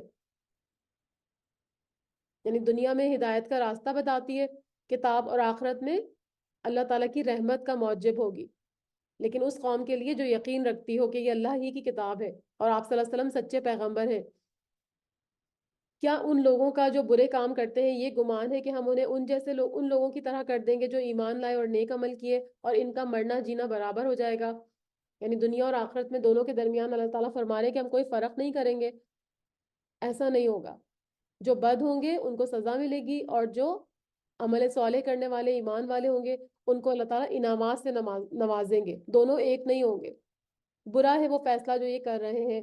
وَخَلَقَ اللَّهُ السَّمَاوَاتِ وَالْأَرْضَ بِالْحَقِّ وَلِتُجْزَى كُلُّ نَفْسٍ بِمَا كَسَبَتْ وَهُمْ لَا يُظْلَمُونَ، اور آسمانوں اور زمین کو اللہ نے بہت ہی عدل کے ساتھ پیدا کیا ہے، اور تاکہ ہر شخص کو اس کے کیے ہوئے کام کا پورا بدلہ دے دیا جائے اور ان پر ظلم نہ کیا جائے۔ کیا آپ نے اسے بھی دیکھا ہے جس نے اپنی خواہش نفس کو اپنا معبود بنا رکھا تھا؟ خواہش نفس کو معبود بنانا کیا ہے؟ کہ وہ اسی چیز کو اچھا اور برا سمجھتا ہے جس کو اس کا نفس اچھا اور برا سمجھتا ہے، یعنی اللہ اور رسول کے مقابلے میں اپنی جو نفسانی خواہش ہے اس کو ترجیح دیتا ہے اور اپنی عقل کو اہمیت دیتا ہے.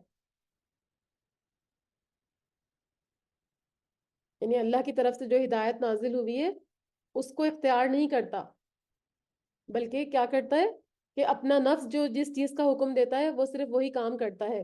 تو یہی نفس کو معبود بنانا ہے، اور باوجود سمجھ بوجھ کے اللہ نے اس کو گمراہ کر دیا ہے.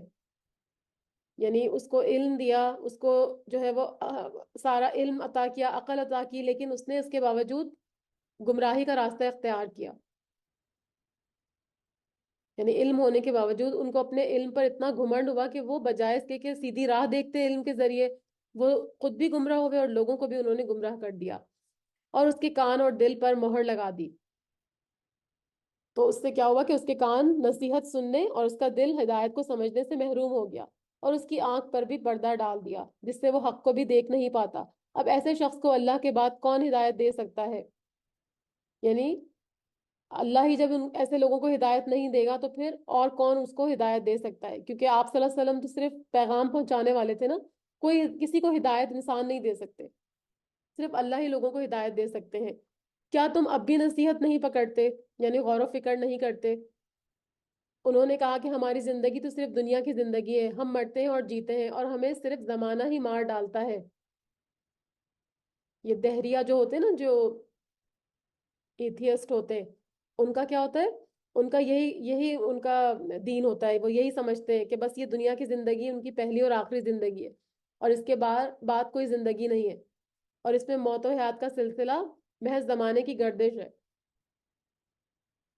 جیسے ایک گروہ یہ کہتا تھا کہ ہر 36,000 سال کے بعد ہر چیز دوبارہ اپنی اصلی حالت پر لوٹ آتی ہے، اور یہ سلسلہ بغیر کسی مدبر کے یوں ہی چل رہا ہے اور چلتا رہے گا، نہ اس کی کوئی ابتدا ہے اور نہ ہی کوئی انتہا ہے. حدیث قدسی ہے، اللہ تعالیٰ فرماتے ہیں کہ ابن آدم مجھے تکلیف پہنچاتا ہے، زمانے کو برا بھلا کہتا ہے، یعنی اس کی طرف افعال کی نسبت کر کے اس کو برا بھلا کہتا ہے، حالانکہ زمانہ بجائے خود کوئی چیز نہیں ہے، میں خود زمانہ ہوں، میرے ہی ہاتھ میں تمام اختیارات ہیں، اور رات دن بھی میں ہی پھیرتا ہوں. یہ بخاری کی حدیث ہے، حدیث قدسی. تو فرمایا کہ یہ لوگ جو ہوتے ہیں وہ کیا کہتے ہیں؟ وَقَالُوا مَا هِيَ إِلَّا حَيَاتُنَا الدُّنْيَا نَمُوتُ وَنَحْيَا، یہ تو صرف دنیا کی زندگی، ہم مرتے اور جیتے ہیں. وَمَا يُهْلِكُنَا إِلَّا الدَّهْرُ، صرف زمانے کی گردش ہے جو ہم کو ہلاک کرتی ہے. مَا لَهُم بِذَلِكَ مِنْ علم، اللہ تعالیٰ فرما رہے ہیں کہ دراصل ان کو اس کا کوئی علم ہی نہیں ہے. ان ہم الا یظنون، یہ تو صرف گمان پر سے کام لے رہے ہیں، یعنی صرف اندازے کی بات کر رہے ہیں، جبکہ قرآن جو ہے وہ دلیل پہ بات کرتا ہے، ہر چیز کی دلیل دیتا ہے.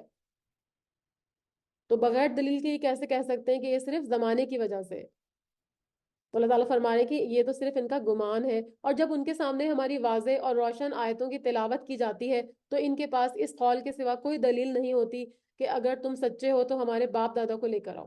یعنی ان کو بس یہ تھا کہ بعد از موت اگر زندگی ہے تو ہمارے جو باپ دادا پہلے فوت ہو گئے، تو اگر تم ان کو لے کر آؤ، پہلے ان کو ہمارے سامنے پیدا کرو، تب ہم تمہاری بات کو مانیں گے.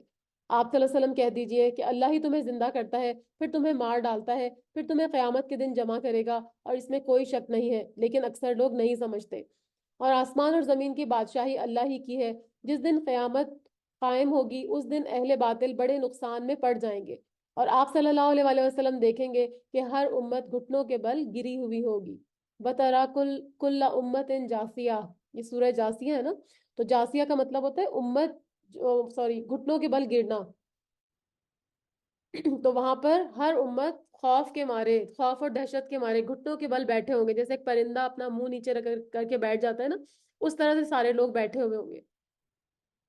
ہر گروہ اپنے نامہ اعمال کی طرف بلایا جائے گا کہ آج تمہیں اپنے کیے کا بدلہ دیا جائے گا.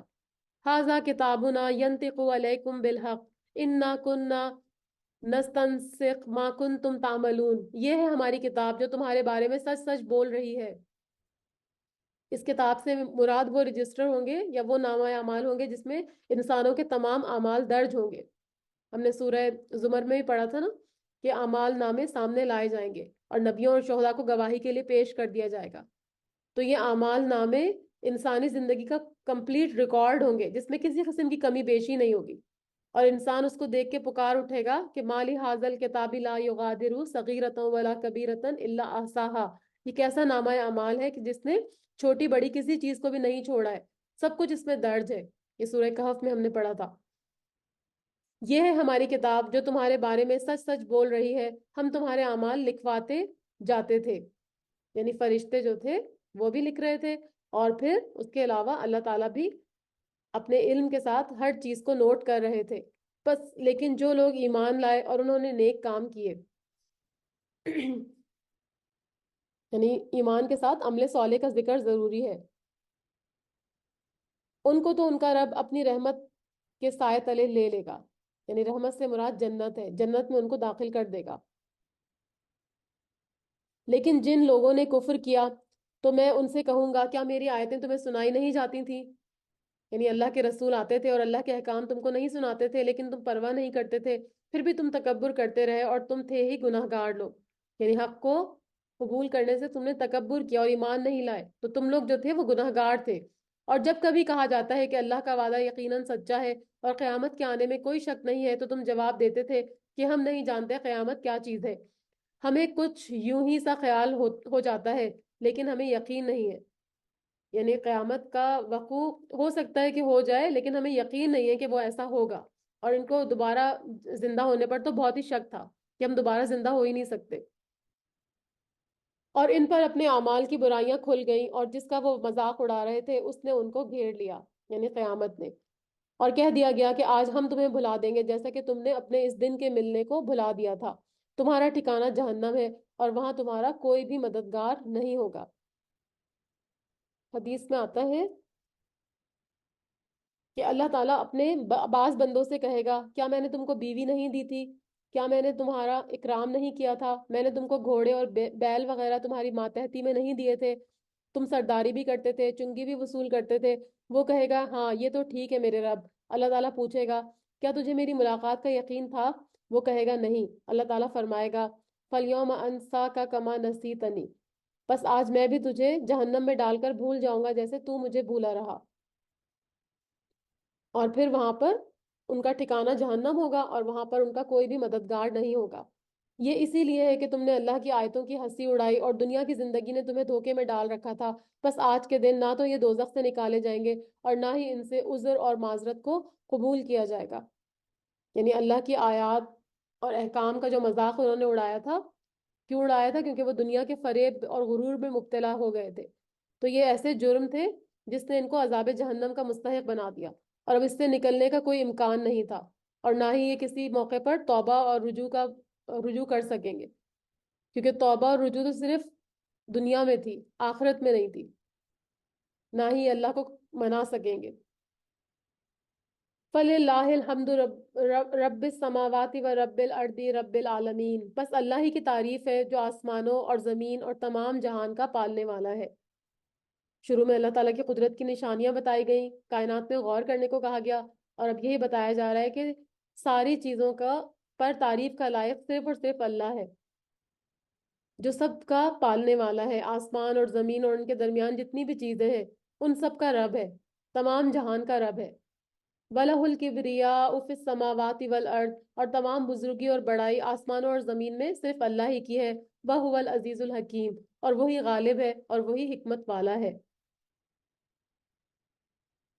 صدق اللہ العلی العظیم۔